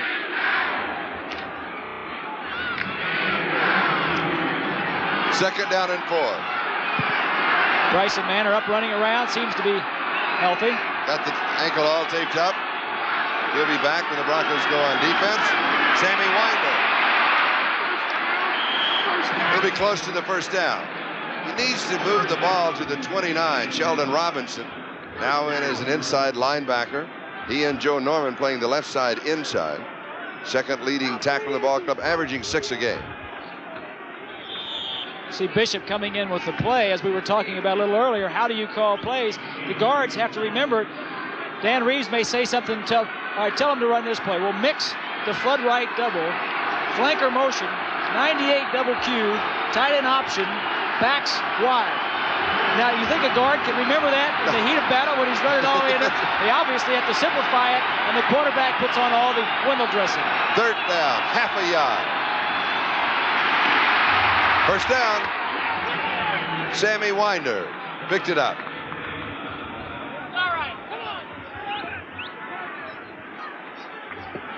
27-yard line.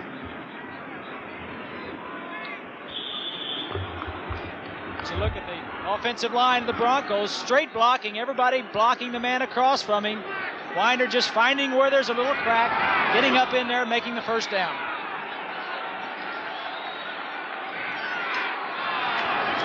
Both teams, Charlie, seem content with running the ball, and controlling their own destiny. If the other team doesn't have the ball, they can't score. 2:15 left to go, first half. The pitch is to Watson. 1 yard, 26. Second down and 9. Kenny Easley with the tackle. Steve Watson. Fourth time that he has carried on that play. Winder is the injured player. We have a timeout. The 2-minute warning will be given to both benches. We'll be back in just a moment. Seattle leading by 3. Seagulls joining us here in the Kingdome. This drive by the Broncos started at their own 24-yard line, has consumed 7 minutes and 17 seconds. That may be one of the longest drives of the Broncos all year. Second and 9. The ball at the 26. Sammy Winder coming out, replaced by Gerald Wilhite. Winder is up on his feet, kind of walking around. He seems to be all right. This is the 12th play of this drive.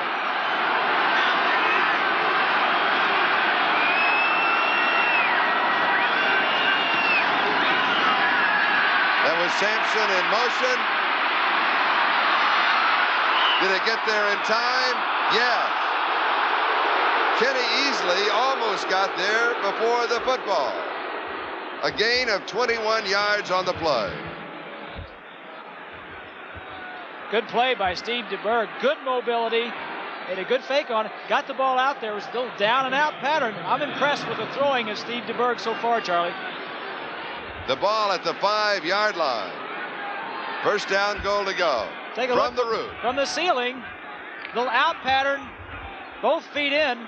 The impetus of the hit by Easley drives him out of bounds, but both feet were on the ground when he caught the football. We said that Steve Watson, big play man, 21 yards to the 5. First down, goal to go. Wilhite, cutting back, fumble. Seahawks.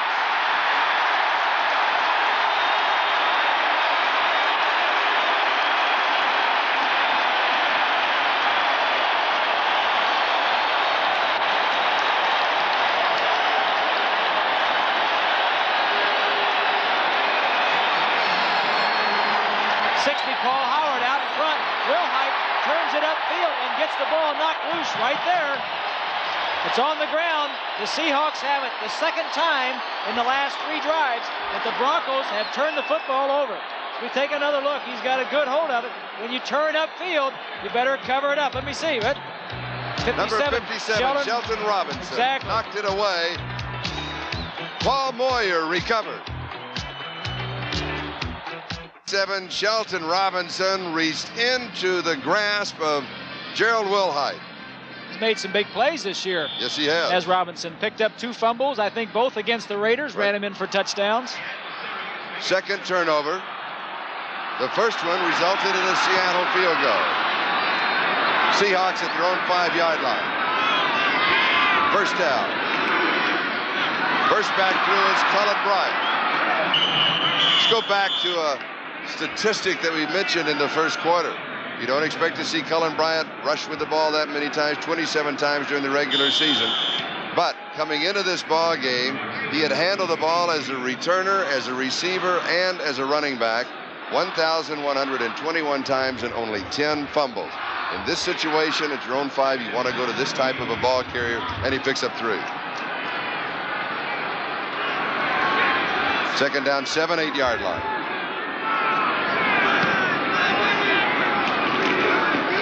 Here's Kurt Warner. A yard to the 9. Rulon Jones and Barney Chavis with the tackle. 3rd down and 6. Tom Jackson taking a little rest there on the pile. Tom is always around, isn't he? TJ's always got some words to lay on you. We have a timeout with 1:02 left to go in the first half. Seahawks lead by 3. It was presented as a public service by number 81, Steve Watson of the Denver Broncos, and by the National Football League. 3rd down and 6. Seattle at their own 9-yard line. I would suggest in one form or another they get the ball to Kurt Warner. Here's a good shot of what David Craig is looking at from the end zone. It's not a very friendly place.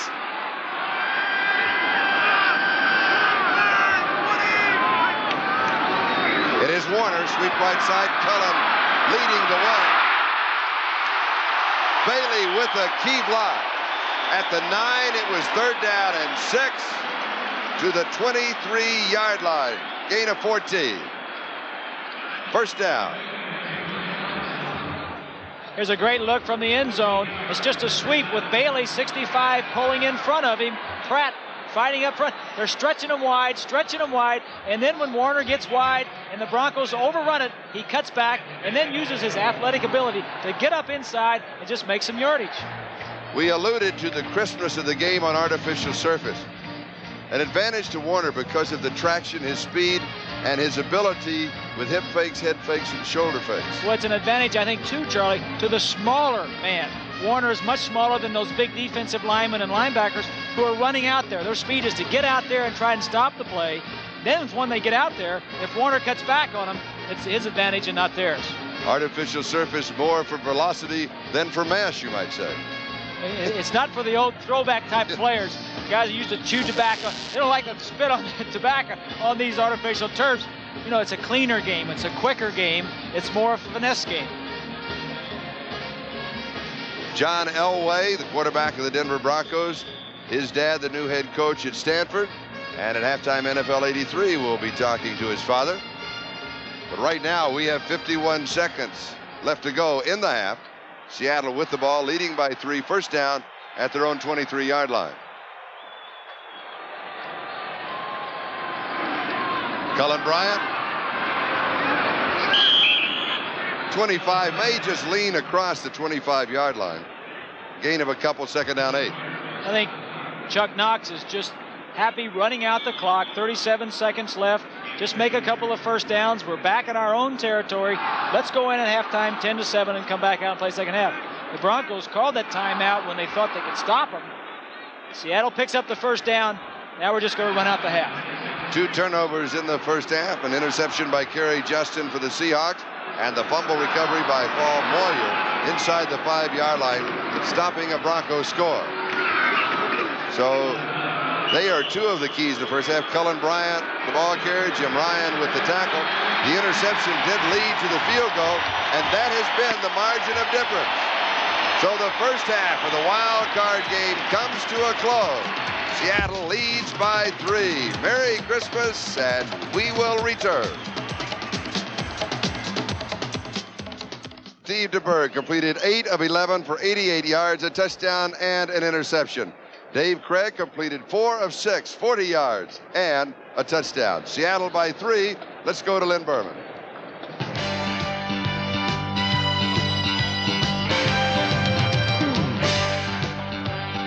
Thank you, Charlie. We're all here at NFL 83. As you mentioned, those 2 turnovers have hurt Denver so far in the first half. Now, before we get to the first half highlights, the sports news of the day. Forrest Gregg, the Bengals coach, has just signed a 5-year contract to replace Bart Starr as coach of the Packers.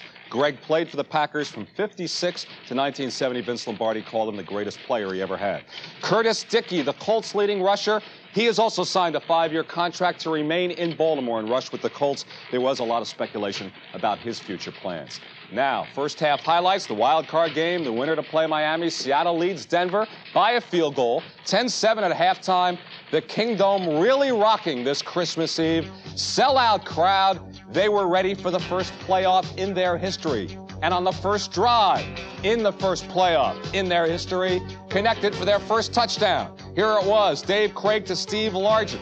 why Largent isn't in the Pro Bowl is a mystery. Now, Denver kept it on the ground. 2-1, rushes to passes. Maybe that's because of DeBerg's situation. Now, later in the first quarter, the end of this drive, Steve DeBerg, 13-yard pass to Jesse Miles. We'll discuss this play in a few moments. Some thoughts about whom DeBerg was really passing to on the play. Now, second quarter, one of the two key turnovers that plagued Denver. DeBerg intercepted by Curry Justin, and DeBerg gets up off the ground, nursing that shoulder. Justin heads up the sideline, 45 yards. Score was tied 7-7 at that point. Now, with Seattle leading at 10-7, this is the play that's killed Denver so far. Gerald Wilhite's fumble, the recovery by Paul Moyer, the two big turnovers. That's why at halftime, it is Seattle 10 and Denver 7 with 30 minutes to go. Now, our colleagues here at NFL 83. First up, Dave Maris, your thoughts. Well, I think that Steve DeBerg is having a pretty fantastic game for a guy who hasn't played in 7 weeks. He is 8 for 11, but more than that, he's showing some real command out there. Denver looks like it is doing what it wants to do. It's been moving the ball on the ground, something they really haven't been able to do all year long. So the DeBerg, who's going into this game injured and going in with really no place to play next year, I think may have won himself a big contract somewhere with a very, very fine first half. His friend Craig Morton wants him over in the other league. Now, Bill McAdee, you had some thoughts about that touchdown pass. Yeah, Lenny, I want to take you back for just a moment to Denver's touchdown, Steve DeBerg's touchdown pass to Jesse Miles. You have to wonder if he was actually trying to hit Gerald Wilhite there lined up lower left in the flanker spot. He almost lost the ball, and when you're throwing it into a crowd, quarterbacks seem to like to put a little more zip on it. We were in contact with one of the Denver coaches. He said that Miles was indeed the intended receiver, but all in all, everything worked out pretty well for the Broncos. And you have to figure out here, this is playoff football when Denver uses a defensive back like Steve Wilson to catch a pass, also not huddling on third down. This is playoff football. Now, Ahmad Rashad out at the Kingdome in Seattle. And Ahmad, your thoughts on that pass play? Well, on that last play, if I accidentally threw a touchdown pass, I sure as heck wouldn't say that I was throwing it to the wrong guy. Anytime as a wide receiver or any type of receiver, you get down the goal line, everybody is the primary receiver, and Jesse Miles just made a heads-up play. If the ball was, in fact, going to Gerald Wilhite, you know, Jesse Miles was just alive, and that's what you got to do in a playoff situation like this, make the big plays. As far as DeBerg's arm is concerned, I think DeBerg is playing quite well. But I tell you one thing, if he doesn't play well in the second half, I don't think Dan Reeves would hesitate to going to John Elway or Kubiak. Now, one of the big confrontations in this game is Steve Largent versus Louis Wright. These are two of the best at their position. You're gonna watch Steve Largent run one of the best patterns I've ever seen. He'll give a little inside move, a little outside move, and watch this play. The ball's right on the money. Louis Wright's right on top of him, and Steve Largent comes up with a great reception.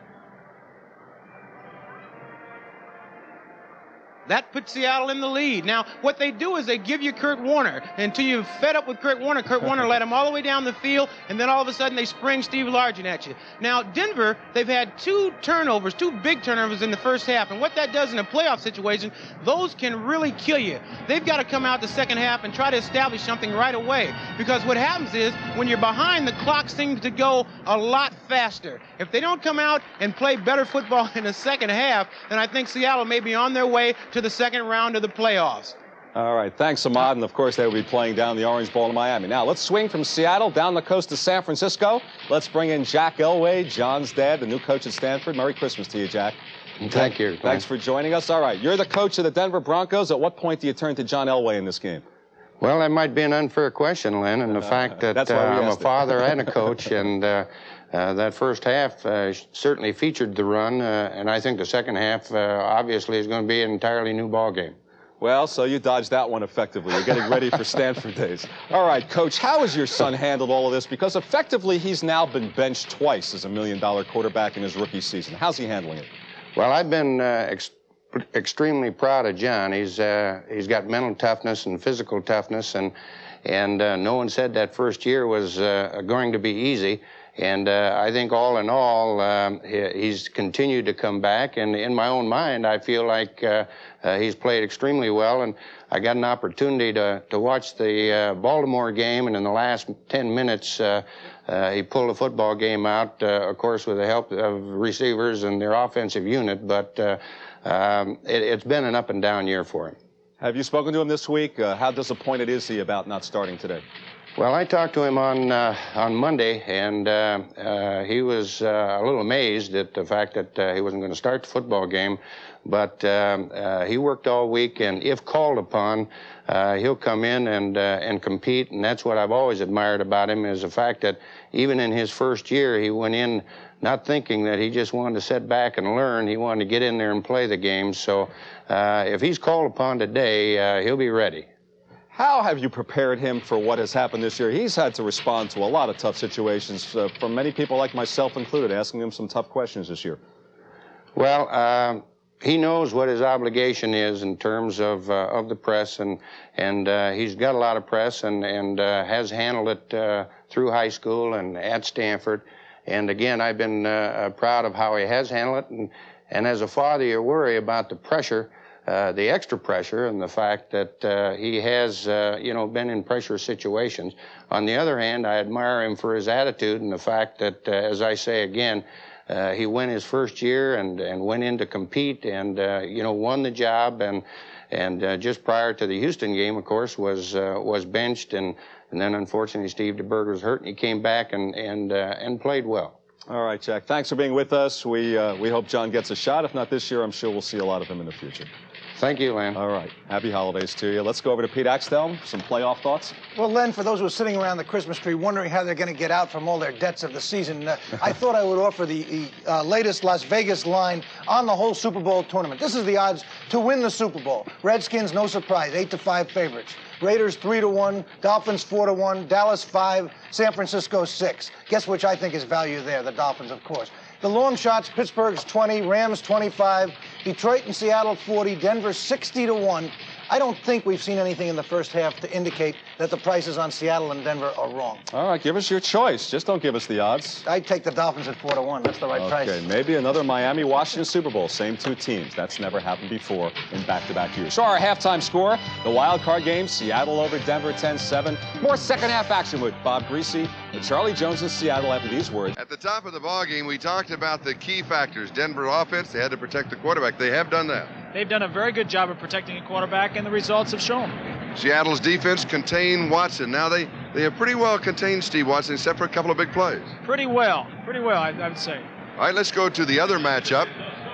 And Warner and Largent, of course, the key to the Seattle offense. Largent, of course, caught the big touchdown, but we said you're going to go to Warner up the middle, Warner up the middle. Warner's got 70 yards the first half. Largent will knock you out, and they did. And Denver's defense, well, they wanted to stop the run. Stop Warner. They did not do that. They have not done that. They are fortunate to be in the ball game, though, because of the 2 turnovers. Denver has turned the ball over twice, and I see that as the key to the first half. And Seattle, one of the top teams in the NFL in takeaways, capitalizing on the turnovers. It's halftime. Seattle by 3. We'll be back after these messages and a word from your local station. This is Charlie Jones and Bob Greasy. We are back in the Kingdome as we start the second half. Seattle out in front of Denver by 3. One of the factors we felt would be the fans. They haven't been that involved thus far. The long drives of the Broncos has kept them rather quiet. The Broncos have had the ball for long periods of time. Their problem, as we stated, was turning it over. An interception and also a fumble right down on the goal line.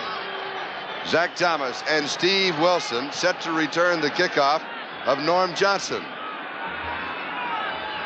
Denver suffering 2 turnovers, an interception and fumble recovery, both in Seattle territory. Broncos had the possibility off of their play in the first half to be leading now. Oh, definitely. And the problem with turning it over down there, you don't come away with any points. At least, if you stop the drive, you come away with at least 3. The second half of the wild card is underway. Zach Thomas. He is really at the 20-yard line. 22 yards on the return. Oh. Their coverage teams, the best in the National Football League. The reason being, part of it, the kicker kicks the ball so high. Look at the statistics in the first half. Total yardage on the Broncos side, 182 to 120.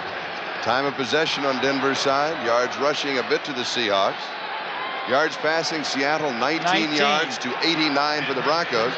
But the key statistic would be the turnovers. The 2 turnovers, keeping Denver out of the end zone twice, at least keeping them away from a field goal. Seattle leading by 3. And Sammy Winder is the ball carrier. He fumbles it right at the end of the play. The whistle may have sounded. A gain of 5 to the 25. Shelton Robinson with a tackle. It'll be second down and 5.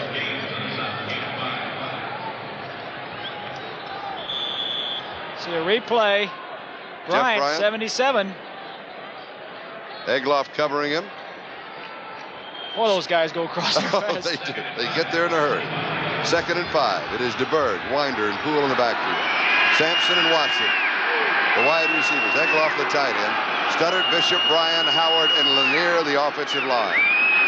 Egloff started wide, stopped, picked up a block. Nathan Poole, the ball carrier. Greg Gage with the tackle. 28-yard line, gain of 3.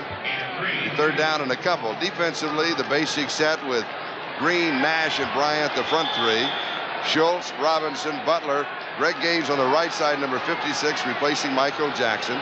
Cornerbacks, Justin and Brown, Easley, and Harris at the safeties. Third down and 2. Second half just underway.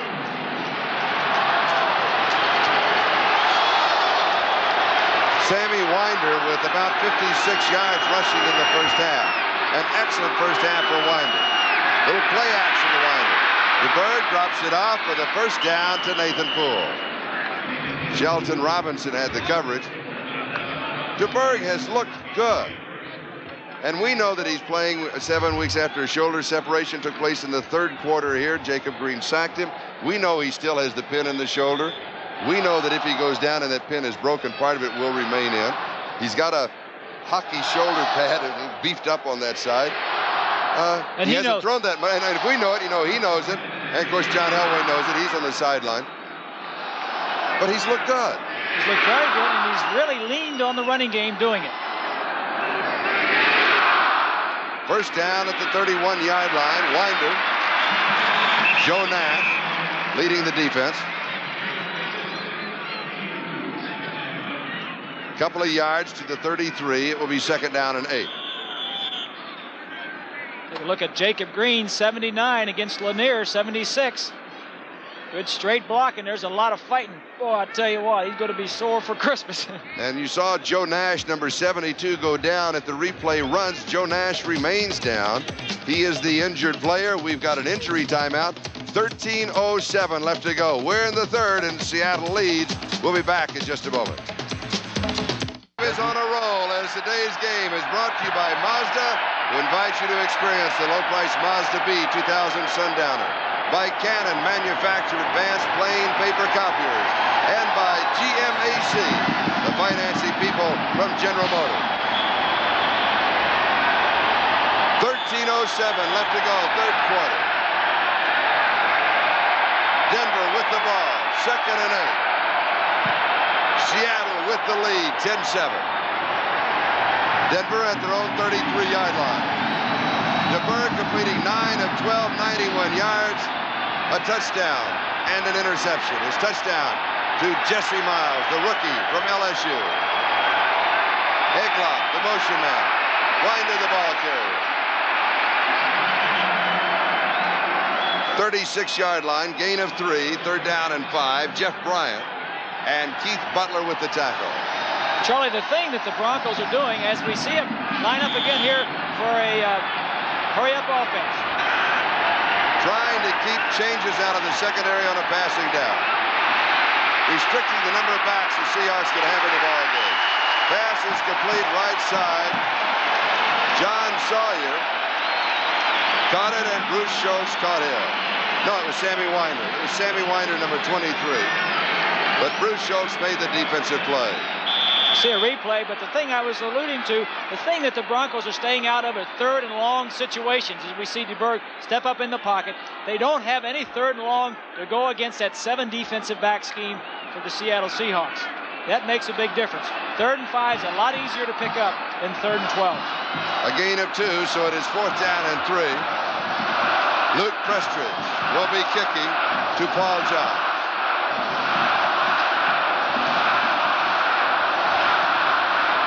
Oh, it's a good one. Johns at the 14, to the 20, 25, 27-yard line. Hang time, 3.9 seconds. It covered 49 yards. The return was 13. 11-17 left to go.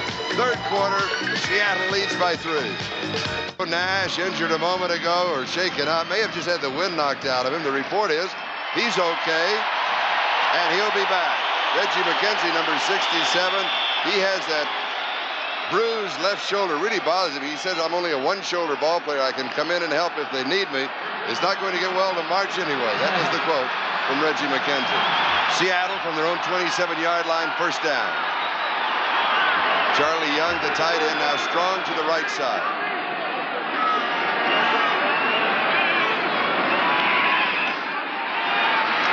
Craig opens up to the tight end, Charlie Young. Denver 45, 28 yards on the play.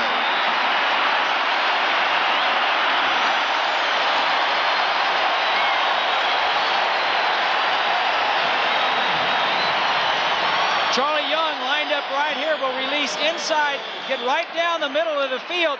The safety, Smith, will split and go to the wide to try and help out. Take a look at a perfect throw by David Craig. Good protection. Gets down past Gradishar, throws it over the 2 linebackers. Perfect throw, gets him in great field position. Denver 45, first down, Seahawks.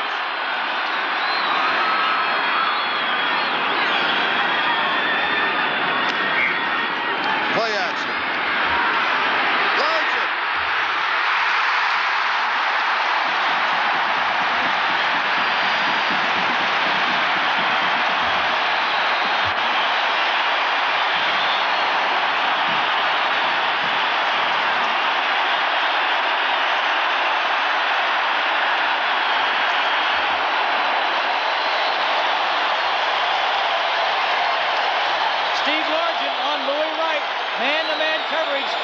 Goes with him the entire way.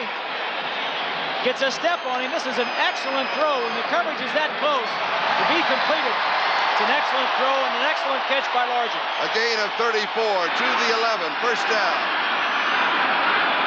The knockout punch is Largent. Warner, 5-yard line. Gain of 6, second and 4. Gradishar with the tackle. I think it's interesting to note that the Seahawks came out on their first 2 plays of this half and threw the football. A great throw by Craig down the middle to Young, and then another play down the sideline to Largent. They're starting to mix it up a little bit. Now the running game is coming back into play.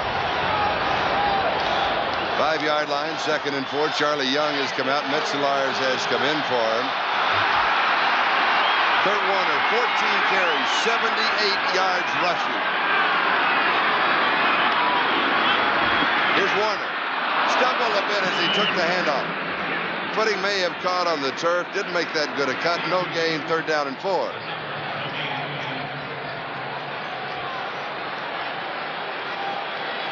Take a look and see if Kurt Warner stumbles. There he stumbles right there.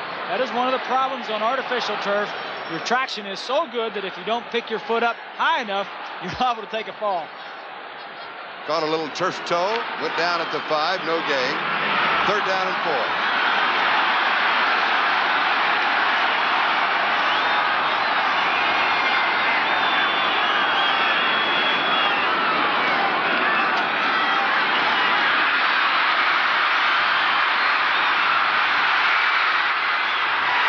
Touchdown.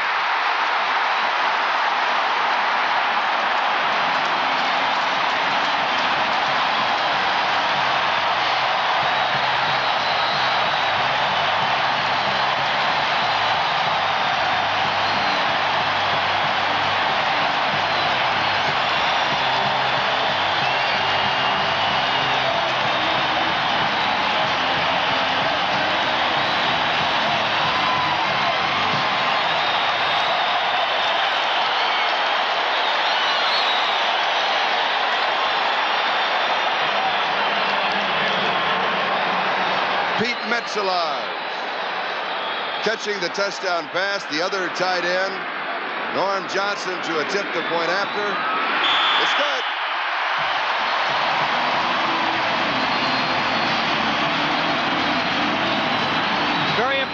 with David Craig here. His primary receiver was covered. He doesn't lose his composure, keeps his composure, looks around, says, let me get over here and throw it to my man, my big tight end, Metzlar's in the back of the end zone. Great play. Tight end keep trying to get open. Touchdown for Seattle. Seahawks by 10. 7 yards. Dave Craig on the drive. 3 of 3 for 67 of the 73 yards. Zach Thomas and Steve Wilson are the kick returners.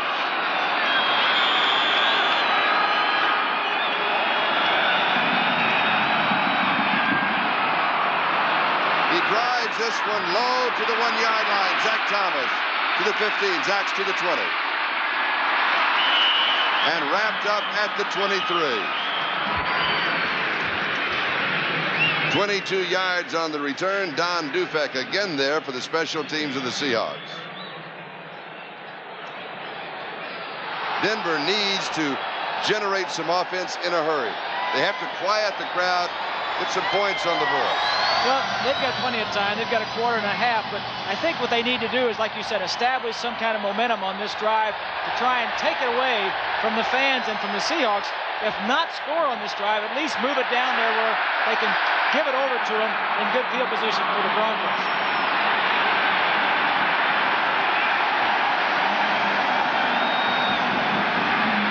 DeBerg with pressure, easily sacked. First sack for the Seahawks.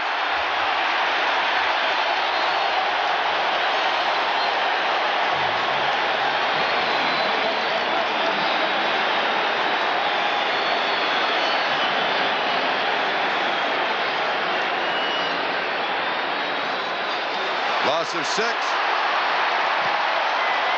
2nd and 16. It's not the way you want to start off a drive when you want to try and get something going. 2nd and 16 now. They have to pick up at least half of this, showing they're in a good third down situation. Extra men in the secondary. Pressure. DeBerg throw. It is caught. It is Steve Watson. 29-yard line. It'll go for a gain of 12. Keith Simpson with the tackle. Steve Watson working on 22. Dave Brown comes down, turns to the inside and works to the outside. DeBerg moves around in the pocket, gives himself some time to get open. Good play for the Broncos. Gain of 12, 3rd down and 4. During the 2 games in the regular season, Watson 11 receptions, 229 yards and 2 touchdowns against the Seahawks. In this ball game, that is his 3rd reception for 45 yards. Fake, quick screen, right side, Winder. It's like a long handoff to the far side. It'll go for a gain of 11. Gregory Johnson with the play. No, it'll go for a gain of 10. They're going to mark it just outside the 39-yard line. Officially, it'll probably be registered as the 40. But we always disagree with that. But go ahead. That play didn't look like much, Charlie, but it was an important first down for the Broncos. They had 2nd and 16. Went on and picked up the first down in 2 pass plays. Chuck Knox helping one of the officials on the far side. The coaches are all good at that. Oh, yeah. Winder. Good play by the defense. You heard him stringing them out. A lot of blue shirts on that side. No running room until he just runs out of room. Comes to the sideline. Jacob Green, number 79. The other thing you hear as we look at 79, Jacob Green on Lanier. Gets to the outside. That's where the play's going. Fights his way through and gets to Winder. The crowd was so loud during that play, Charlie. I really feel that half of the Broncos didn't get off on the right snap count. Loss of 3. 36-yard line, 2nd down, 13. The Seahawks have also told us that they have a couple of offsides every ball game because of the crowd. 7 men in the secondary. DeBerg, they got to him. 2nd sack. This one, Sam Clancy. Clancy, number 84, a basketball player from Pittsburgh. Gold medalist in the 1979 Pan American game. They thought he might make a tight end. taken in the 11th round of the draft last year. They made him a defensive end. Good coverage in the secondary, 7 defensive backs. DeBerg's problem is he drifts to the right side. There is no protection outside the pocket. The offensive line tries to pull him a pocket. He needed to step up. Obviously, there was a different colored shirt in there than his own. Loss of 11, 3rd and 24 at the 24 for Sam Clancy, his first tackle of the season. DeBerg throws. Watson catches it at the 27. He's pushed back. Whistle sound. Easley was there, and Gregory Johnson, both for the defense. Flag goes down. Dan Reeves very upset. Thought Easley should have been called for a flag to begin with. And he should have. I agree with the call. I think he got there too late and too high. We'll see it again, of course.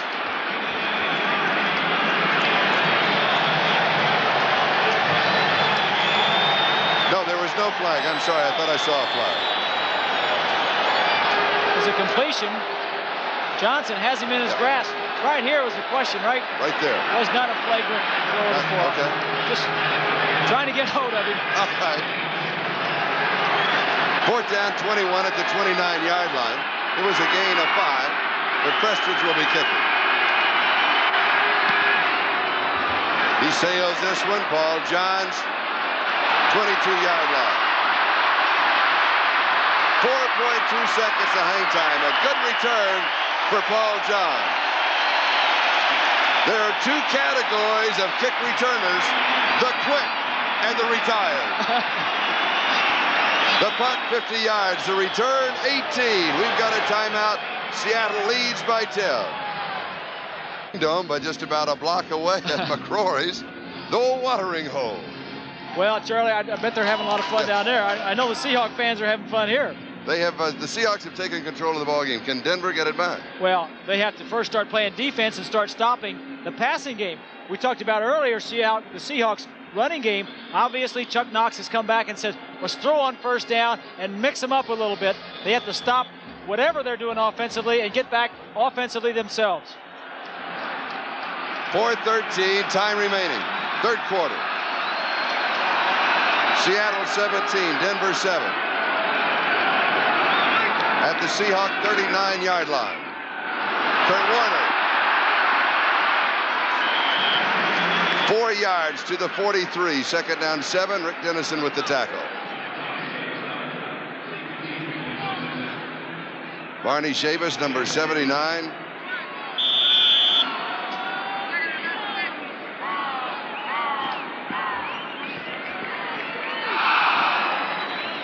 The Denver defense has to take some control here to set up their offense. They haven't done that. They have been very aggressive in past games. They have not been very aggressive today.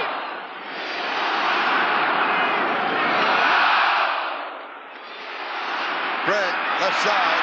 Warner gliding for the first down. Out of Penn State with 204 yards rushing against Denver in the regular season. He picks up 9 in the first down here.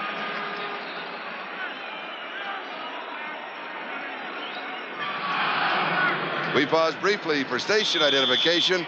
This is the NBC Television Network. This is Channel 4, KNBC, Los Angeles. Denver, 48-yard line, first down.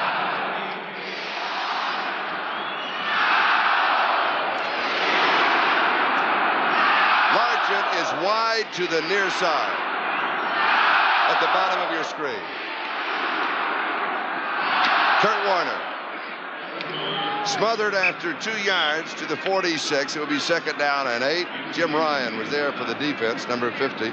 Injury report on Paul Howard, offensive guard for the Broncos. A pulled hamstring. We do not know if he will return. By aggressive play by the Denver defense, Charlie, I'm talking about linebackers blitzing, even strong safety blitzing, as we're looking at Sampson stretching out his leg. Take a look at Busick, 58, Ryan, 50. They're trying to get something going and foul up the blocking assignments for the offensive line by slanting the line and moving the linebackers in the opposite direction. 2nd down, 8. There's Paul Howard. We do not know if he will return because of the hamstring. Little play action fake, far side. Largent. Inside the 30-yard line.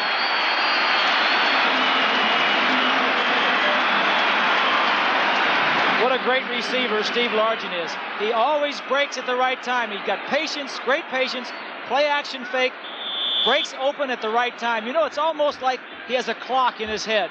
When he knows the quarterback is ready to throw, then he gets open. You're not open very long. 4 receptions, 77 yards, and the first touchdown of the ball game. A gain of 17 to the 29, first down.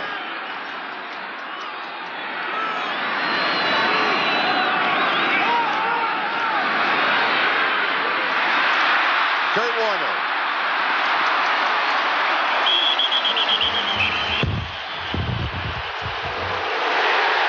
A flag is thrown on that play. The play went for 7. Dennis Smith was there.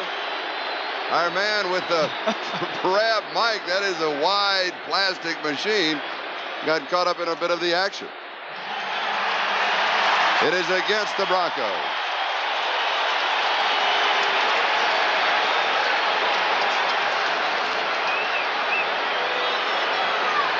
Tom Jackson discussing something. We'll go back to the replay and see if we can pick up what happened. Dan Reeves, head coach of the Broncos. We'll see, they're inbounds at that point. Now there's the push. Now what happened? Oh, I didn't see anything.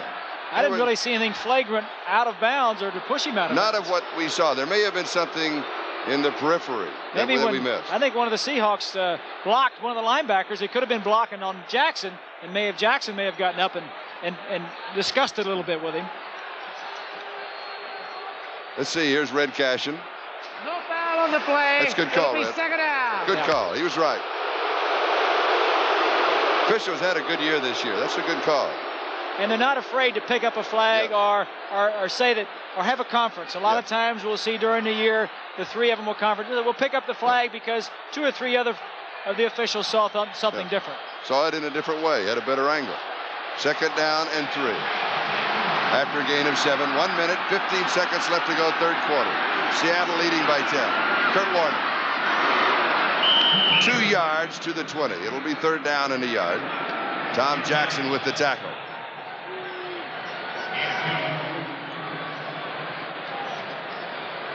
Reuben Carter coming back in. Bryson Manor checking in on defense. 3rd and short yardage. Big play here for the Broncos. Have to stop them. At least force them to try a field goal. Don Latimer limping a bit, bothered by an ankle injury over the last couple of weeks, coming out. Metzelars and Tice are now the 2 tight ends for Seattle. Charlie Young has a bruise. We do not know if he will return. Warner just sliding and leaning. It'll be close. That's one of those, when the officials put one foot down and then the other, it's where do you put the ball? They put it down right there. And I don't know how they mark it. The 2, you've been there with them. The 2 officials on the side obviously have to see the forward momentum and mark it. It's a tough job when you have a lot of bodies flying into a pile. It was third down and 1. And the chains come out for the measurement. 25 seconds left to go, third quarter.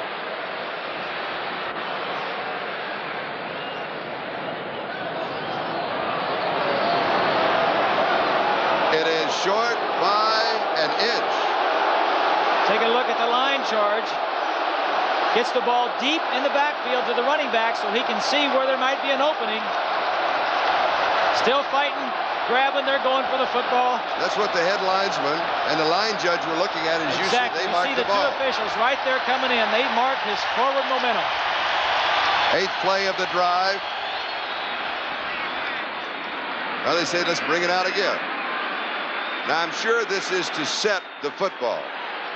They have already made the decision on the measurement. Now they want to place the ball 1 inch shy of the end of the chain. That's it, to make sure that in case you have a quarterback. I've always wondered that situation. The center, before he snaps, always moves the ball forward. You move the ball forward, put it down, say, wait a minute, I want another measurement. Another measure, yeah. You can't get it. Good luck, right? You don't think that hasn't been thought of before? I'm sure that it has. Seahawks going for it. Over the season, 4 for 10. 4th down attempt.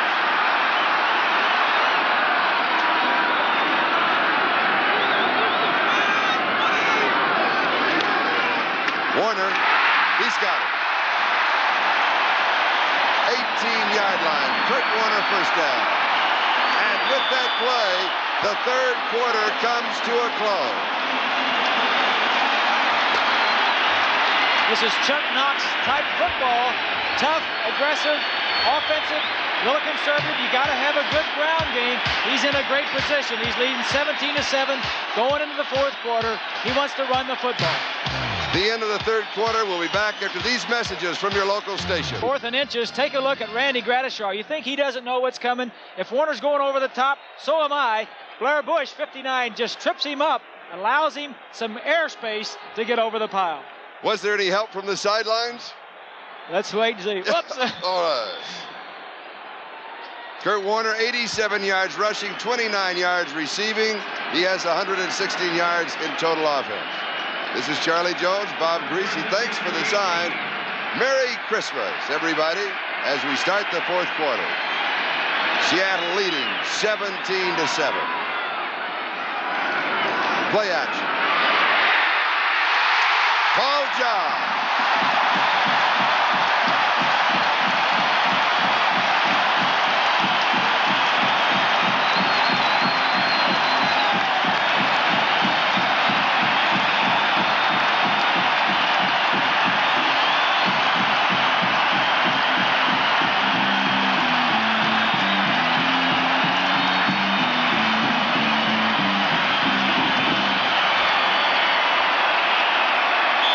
Play action fake up the middle.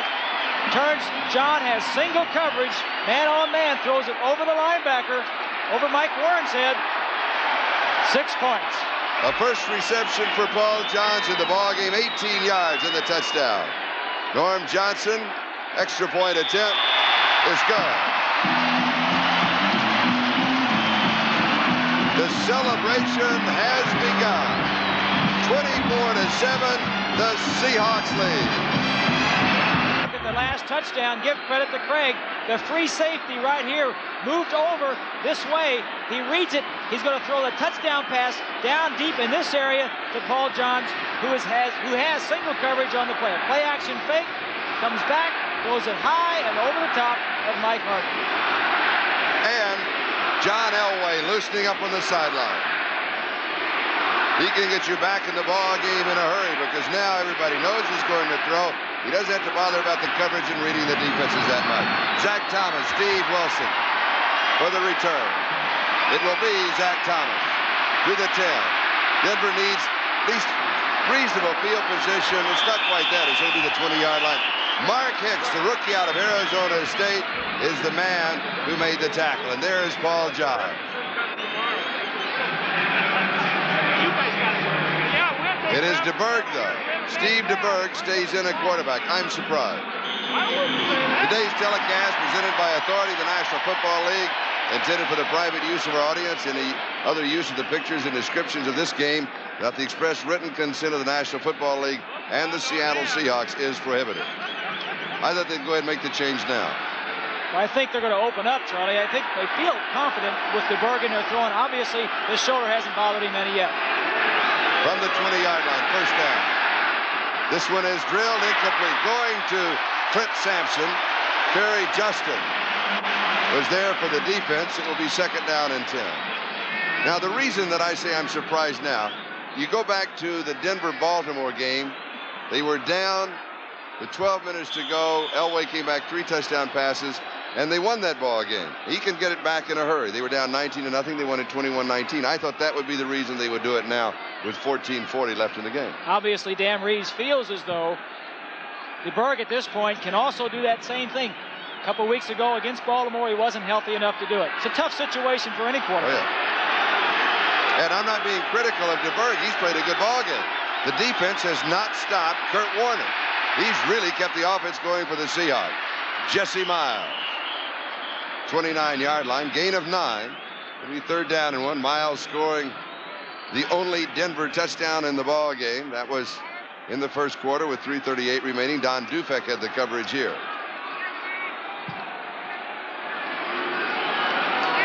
3rd down and 1.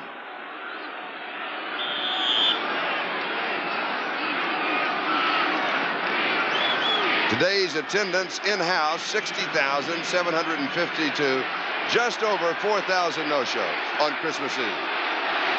3rd down and 1.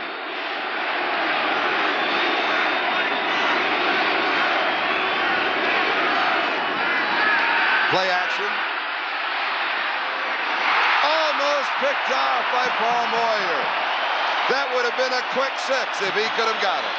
Egloff intended receiver. That's just good coaching, Charlie. It was a good play. DeBerg wanted to throw to his right side. He came back to his outlet, which was all the way across the field to his left. Good preparation on the part of the Seattle secondary coach to have Moyer stay over there. All the flow is to the left of the screen. Comes back, and Moyer, 21, a free agent out of Arizona State, right there to break it up. 4th down and a yard. 14:29 left. They go for it. It's sudden death. The loser goes home. Winner goes to Miami. We've got flags. Some pushing and shoving in the line. We had motion. Let's wait and see. Perfect example right there of the lineman and DeBerg not being coordinated on their cadence because of the noise that was in the stadium. Against Denver. Now you kick. Critical mistake at a critical time. It happened earlier in the ball game to the Broncos with the offensive lineman movement and also with the interception and the fumble when they were inside the 5-yard line of the Seahawks. 63 on the offense, still 4th down. That is Mark Cooper, who has replaced the injured Paul Howard, who has the hamstring. Luke Prestridge will be kicking to Paul Johns. Seattle should have excellent field position.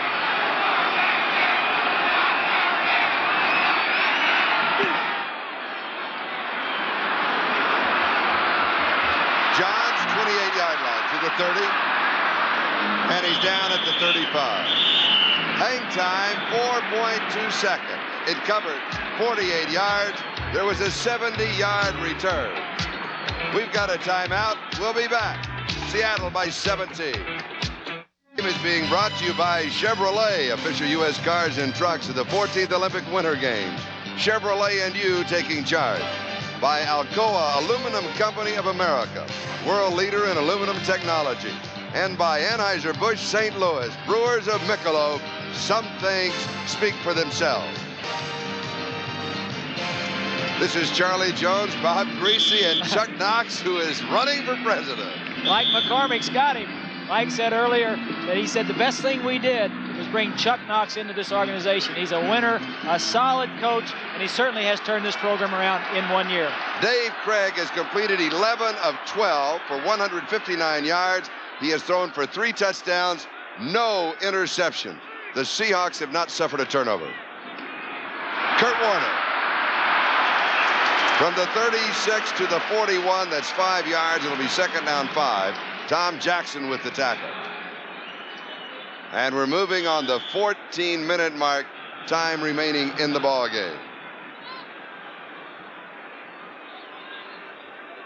The winner here moving to Miami next weekend. Remember 3 Super Bowls ago, the Wildcard, the Raiders. They won 3 playoff games, 2 of them on the road. And they won the Super Bowl defeating the Eagles. Can the wild card do it? It has been done in the past. Super Bowl 4, in reality, Kansas City was a wild card, and they won the Super Bowl. Cullen Bryant. From the 41 to the 43.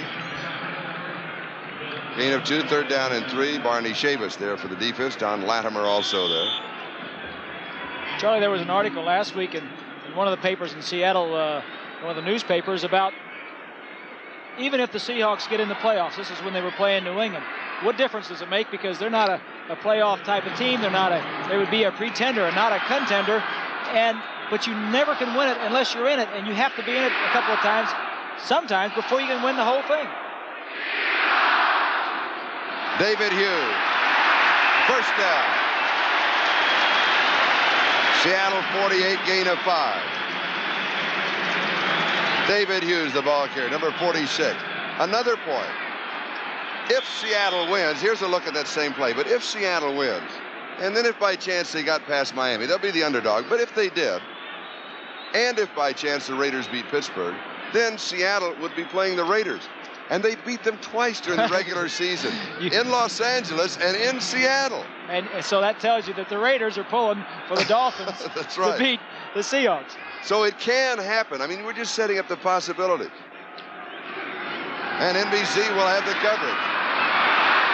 Coverage was there for the Bronco defense. Craig pulled it down and had a couple of yards to the 50-yard line. It'll be second down and 8. Tom Jackson with the tackle. We're moving on the 12-minute mark, time remaining. It is tough in offensive and defensive line play. It's tough in the trenches. Yes. They wear those gloves to protect their knuckles. So many times the defensive and offensive linemen will get their fingers caught in the equipment, the shoulder pads, even the headgear. Those gloves and tape help to prevent some of the scars. Second down and 8. In the last 4 plays, Seattle has used 4 different men. Oh, look at the reaction of Kurt Warner. He will lose a couple of yards. He loses yards with excitement. He makes things happen. He's like a caged cat sometimes. He gets up and he's got good eyes. I like to say good runners have good eyes. They know where the hole is the entire time.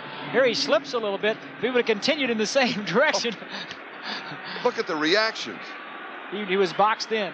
The good runners, they're almost Popeye look because of the vision, good feet, and good feet and good eyes. Their feet can take them where their eyes see. Third down and 10.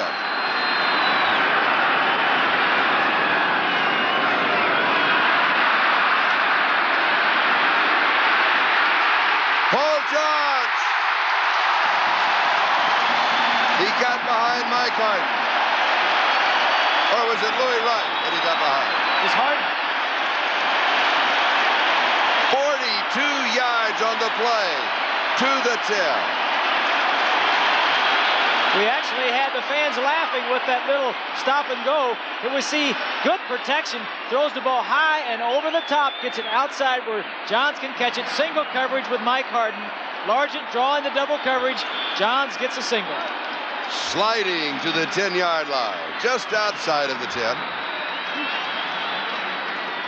First down, still possible to pick up another first down inside of the 1.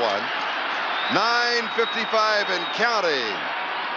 The Seahawks on their way to Miami. Warner. Bumped out. Gradishar. Randy retiring after this game along with Steve Foley on the tackle. And what a year, what a season, and what a career Gradishar has had. Wrapping up a decade. Averaging over his career 13.5 tackles a game. Unbelievable. When he turns to the sideline, there aren't many people that are going to catch him. Foley gets the angle on him, knocks him out of bounds. There is Randy Gradishar.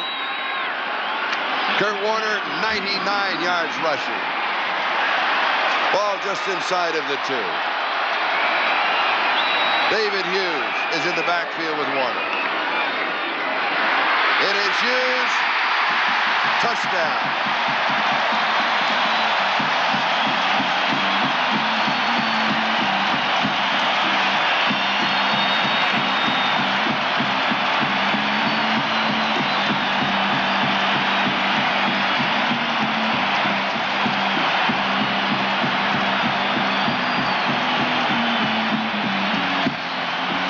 Hughes doesn't carry the ball very often. He gets the tough yards, lowers his head.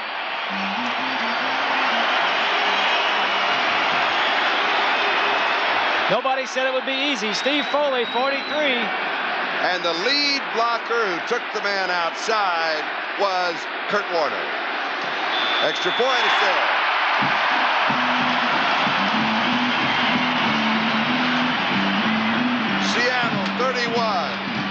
number 7.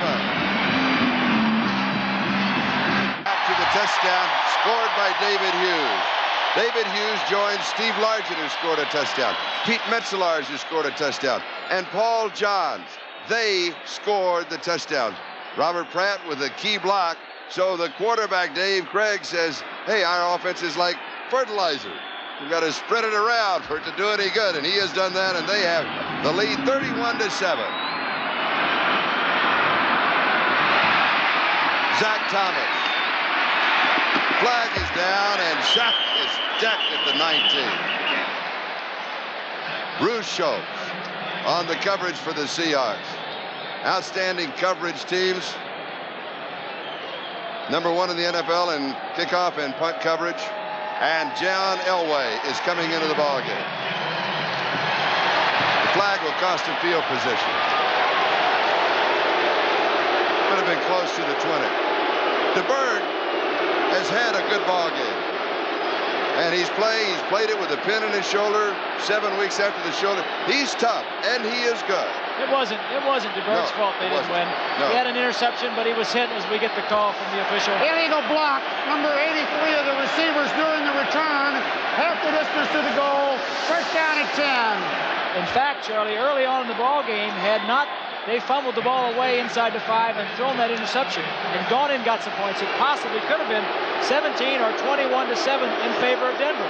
But the turnovers and Seattle's aggressive defense made the difference.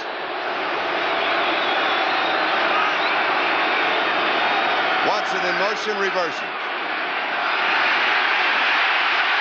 Elway goes deep, and it is caught. He goes to Clint Sampson, the rookie out of San Diego State, a gain of 30 yards from the 10 to the 40. Sampson's first reception of the ball game. Dave Brown had pretty good coverage on it. You talk about being in a hole or coming in a hole. You're down 31-7. You're on your own goal line, and you're starting to throw the ball. First play, gets the ball off and gets a little bit of pressure. Says, welcome to the game. We want to warm you up real quick. Jacob Green coming over the top. Sampson limping just a bit. That may be to pull the cornerback in. That'll make him the same speed everybody else. He's got so much. First down from the 40. Fired, tip. Second man has it.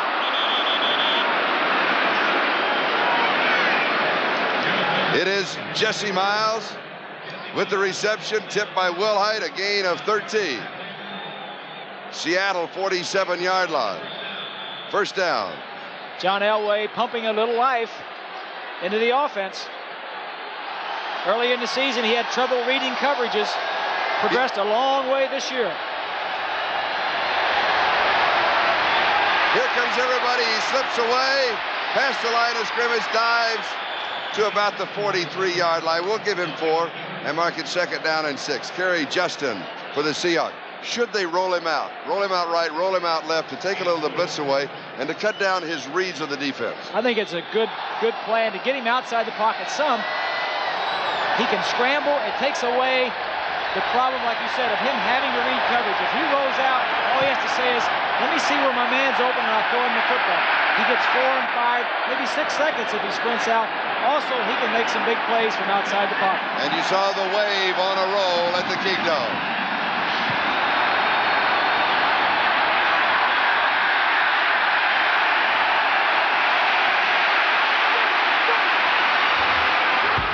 Heads for the sideline.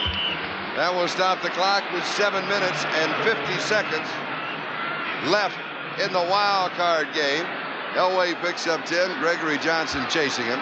That's one of the things he learned this year in his first year in the NFL. Run out of bounds when you're near the sideline. The man who starts the wave, there it is. It's off and running. That is Bill the Beer Man.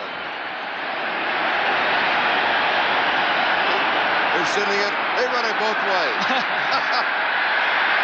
There it goes. 32-yard line, first down.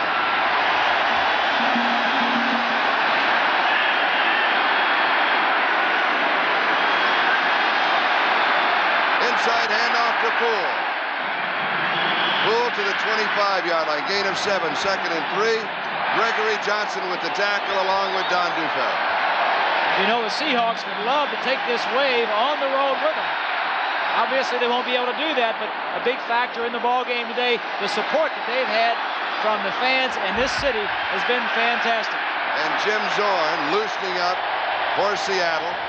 What a great story he is. I talked to him a little bit earlier. He's not bitter with the demotion. He frankly says the team has played better since Craig has been in the ballgame. Second down and 3. Winder upended by number 35, Don Dufek. Loss of a yard. Third down and 4. I hate to ask this. I really do. But can the Dolphins ride the wave? I'm sorry I asked. That is so bad. I know. So look at Riley Odom's 88 blocking, chopping down Green as we see Dufek coming up and making the stop. Can the Dolphins ride the wave? Don't miss it anymore. Don't miss it anymore. I'm sorry I even brought it up. Is there a surf in Miami? Third down and 4, 26-yard line.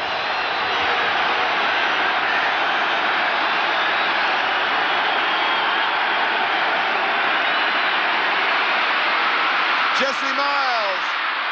Miles inside the 10. They'll mark it at around the 8-yard line. The gain of 17, maybe 18. John Harris makes the tackle. Denver has a chance to strike here. 6 minutes left to go. First down, goal to go. This is the old shovel pass. Just shovels it forward to the back coming to the inside. Usually you run that on the defensive end. That is a hard rusher upfield. You don't block him, you just kind of influence him. Quarterback sprints one way and you pitch the ball up forward. Good play that time. Elway drops is almost intercepted by Jeff Bryant. Woo! Second down, goal to go. I think the ball got there before Jeff realized it. It was an end-over-end pass. Jeff probably was saying if you could throw us with a spiral, I could have caught it. Could have caught it. Elway's come a long way this year, though, Charlie. He's started off very slowly, and the problem he had early on was the system that the Broncos and Dan Reed have is odd numbers to the right and even to the left, and that was his major problem. That, in addition to reading coverages in the secondary. That was directly opposite the system at Stanford. Exactly. And that's all a mental adjustment. It takes time. Sampson. 5-yard line. It'll go for a gain of 3. John Harris for the defense. Third down, goal to go. Now, Steve DeBerg had a good ball game. He completed 14 of 19. He threw for 131 yards, 1 touchdown and 1 interception. First action after 7 weeks, shoulder separation that took place the last time they played here in the Kingdom. Good, tough, gutty ball game for him. He said earlier in the week that he didn't know how he was going to react going into the ball game. He would be probably a little quick in the pocket. He wouldn't stay in there as much, but I thought he played very well. He handed the ball off well. He called good plays, and he threw the ball very well. We have an injury timeout. We'll be back in just a moment. They're shaken up. He is the starting cornerback on the left side, and Keith Simpson, of course, will come in and replace him.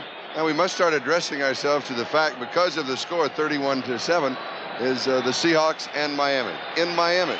Well, there's one thing for sure. They both know each other very well. Don Shula and Chuck Knox. Yes. When Chuck was at Buffalo, they had quite a few games against each other, so I'm sure they'll know what to say when they greet each other at the 50-yard line. All right, let's go to the scoring in this ball game. Largent started it off, a 17-yard reception. Denver came back. Jesse James Miles scoring, 7-7 tie. In the 37-yard field goal by Johnson, Seattle out in front by 3. They stretch it to 10. Metzelars, then to Johns, almost out of sight, 24-7, and then Hughes running in. Make it 31-7 as Hughes scored from 2 yards away. Now let's see what Denver can do with 5:05 and counting. Time remaining in the wild card. 6-yard line. Third down goal to go. Elway, the quarterback. Pressure rolling out. Throws into coverage. Intercepted.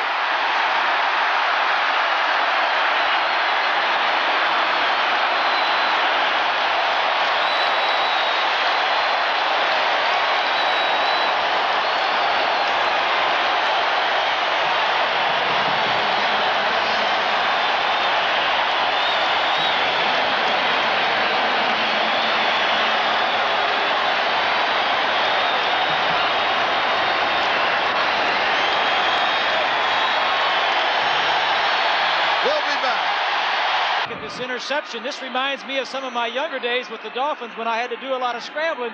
Good reverse pivot. Problem now is you got to see the entire field. He saw his receiver, did not see the defensive back cutting in front inside of Riley Odoms. Injury report on Kerry Justin. Ribs. Could return if they need him. Right now they don't. Craig, 12 of 13, 200 yards, 3 touchdowns, no interceptions. Turnover. Denver coughs it up 3 times. Seattle does not, and now Jim Zorn is the quarterback. Zach Dixon, the ball carrier from the 20. For Dave Craig, his 3rd pass of the game was his only incompletion. That's quite an afternoon. He obviously enjoyed his first playoff game. The only free agent quarterback that is starting in the National Football League is Dave Craig. You saw him applauding a little earlier. That was for the announcement that Jim Zorn was in at quarterback. Good close relationship between both quarterbacks. Obviously, it's been a lot easier for Craig than it has for Jim Zorn. 2nd down and 9, ball at the 21-yard line. Zach Dixon. He'll lose a couple of yards to the 19. It'll be 3rd down and 11. Rulon Jones with the tackle. And we're moving on the 4-minute mark. Time remaining. Seattle, they've got it, 31-7. Jimmy Zorn really doesn't feel as though he's going to be back with this ball club next year. Gregory Johnson just saying hello to everybody, wishing them a Merry Christmas. He had that last interception. Go ahead. Been some talk of Warren Moon maybe coming in. David Craig being the quarterback. Jim really questions what his future might be in Seattle.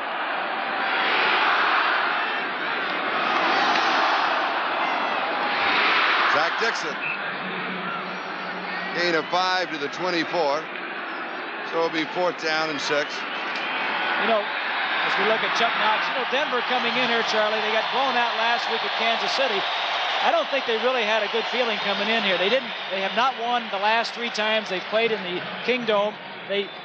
For the last 2 years, they have not won on artificial turf. They did win 2 games this year, but previous to that, the 2 years, they did not win on artificial turf. They are not a good artificial turf team. And they haven't been that strong on the road recently. Their last road win was October the 9th, and they lost, I think, 4 in a row. They did lose 4 in a row. Good kick by Jeff West. Thomas from the 29-yard line. Excellent coverage for the Seahawks. The picture shows why they are #1 in the NFL in kickoff coverage and punt coverage. Coming up next weekend, the divisional playoffs. It'll be the Seahawks against the champions of the East, the Miami Dolphins at the Orange Bowl. The Steelers, everybody's forgot about the Steelers. They really have. It's all been home field advantage. Hey, the Steelers and the Raiders, that'll be another good one in LA. Check your local listing, games and times in your area. Next week, Seattle at Miami. Chance to look at 2 outstanding rookies. Kurt Warner for the Seahawks, Dan Marino for the Dolphins. AFC Rookie of the Year? Which one? What about co-rookies of the year? They're both so good. And they both meant a lot to their ball clubs. Yes, they did. Denver from their own 30-yard line. Elway rolling right. Throwing, it is pulled down by Sampson. 1st down, John Harris with a tackle. Gain of 19 yards from the 30 to the 49. One of the things Elway can do with his mobility, most young quarterbacks can do this, scramble around. It gives the wide receivers downfield more time to get open. Hurry up offense. You can see the time moving on the 2-minute mark from the shotgun. He does have a good arm. That is an impressive throw to Jesse Miles. And interesting, he throws more to Sampson and like to Miles. They are rookies. He's worked with them a lot. Well, and there's that, we're all in this together, I think. Well, you go in a training camp, you're a lowly rookie. All your rookies kind of hang out together. You go on the field, you say, let's throw some passes. All the rookies come together and work together. You get to know them a little bit better. 2-minute warning, and it's time for another of those fantastic finishes. Alcoa presents Fantastic Finishes. Tiring. This is his last playoff game. He will be in the Pro Bowl for the 7th time in his 10-year career. Outstanding young man. He's had a great career. Great man on the field, great player And off he's healthy. the field. He's healthy. He's And leaving wants, us healthy. And he wants to retire healthy. Yep. 41-yard line, first down.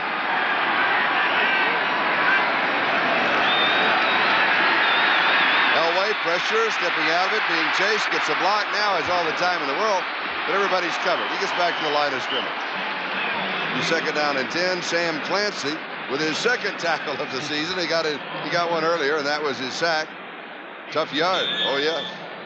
Gary Moore, Brian Flagel helping in the booth. Our spotters, Gary Culver, Frank Matthew. We want to thank them. Hurry up offense.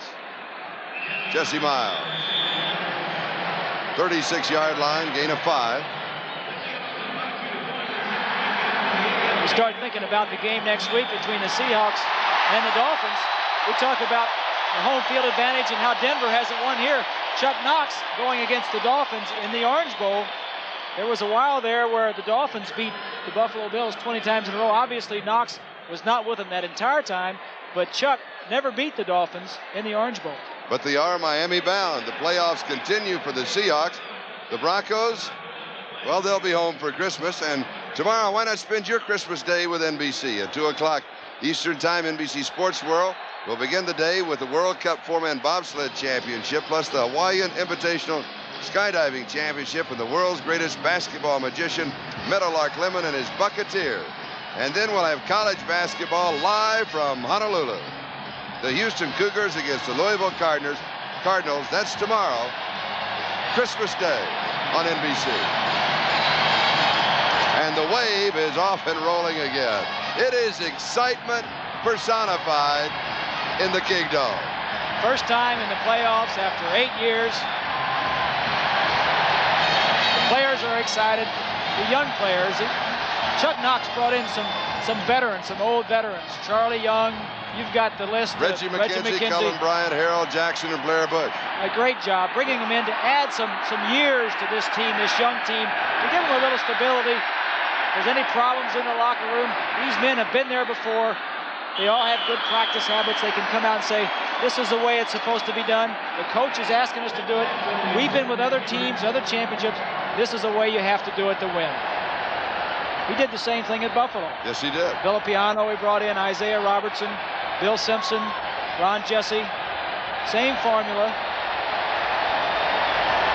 1 minute and 6 seconds left.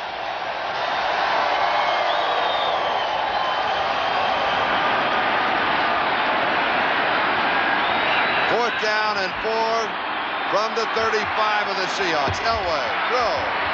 It's there. Zach Thomas. And a flag goes down. That was a little extra nudge on the sideline, and no need for it. Gain of 19 yards. Kenny Easley discussing the call with the officials.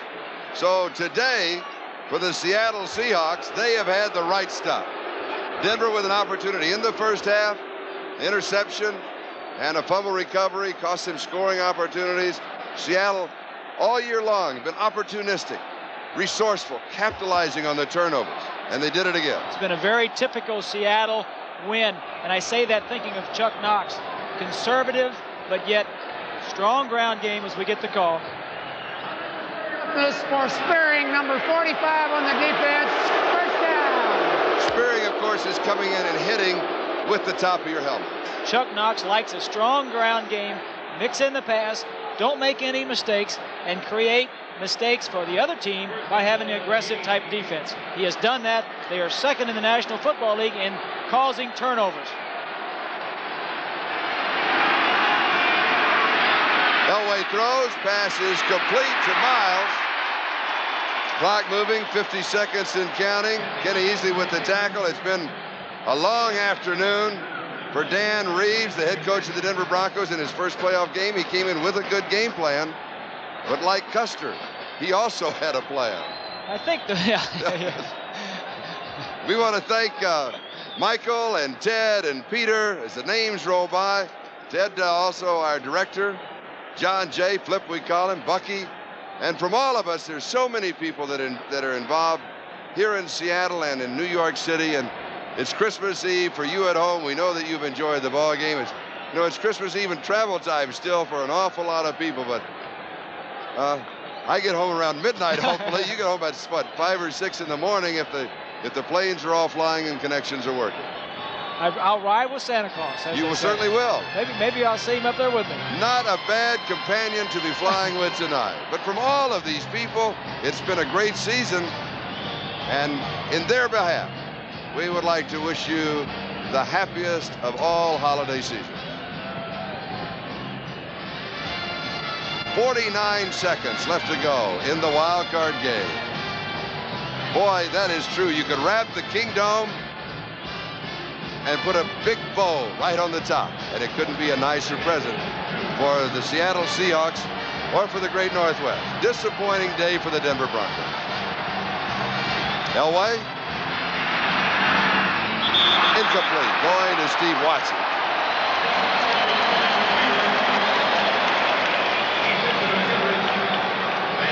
.45 seconds left in the wild card. Charlie, as I said earlier, it's very reminiscent for me to be here and see this town come alive. An expansion team, 8th year, the excitement of the players and the fans. It has really unified this town in a similar way that it did Miami 15 years ago or whatever it was in the early 70s. The town got behind the Dolphins. They went on to some championship years. The same thing could happen to the Seahawks. So it'll be the Great Northwest against the state of Florida next week in that playoff. The Steelers and the Raiders in the other.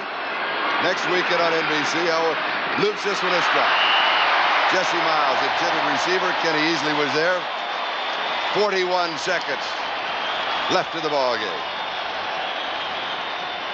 It will be 4th down. Tom Glassick comes in. Messenger service. What might be the last offensive play of the season for the Broncos. But don't forget a touchdown onside kick. Maybe another one. Maybe another one. That's right. It's the season for the Seahawks. Speaking of Seahawks, one joined you at breakfast outside of your window today. As a matter of fact, it did. And Bob shared a little waffle with him. Huh? Will Hyde. He fumbles the ball through the end zone. It'll be a touchback. If it's ruled a fumble, Seattle will have the ball at the 20. If it's down, the Seahawks will have it at the 1. Greg Gage made the tackle. They're going to mark the play dead at the 1. Seahawks take over on downs. Tonight on NBC, Arnold and his family get ripped off by Santa on different strokes. And on Silver Spoons, Ricky learns the true meaning of Christmas. Then on Manimal, Jonathan Chase has only 24 hours to solve a vicious murder. The action continues as a mysterious cowboy finds himself in the middle of a battle for the Yellow Rose. That's all tonight on NBC.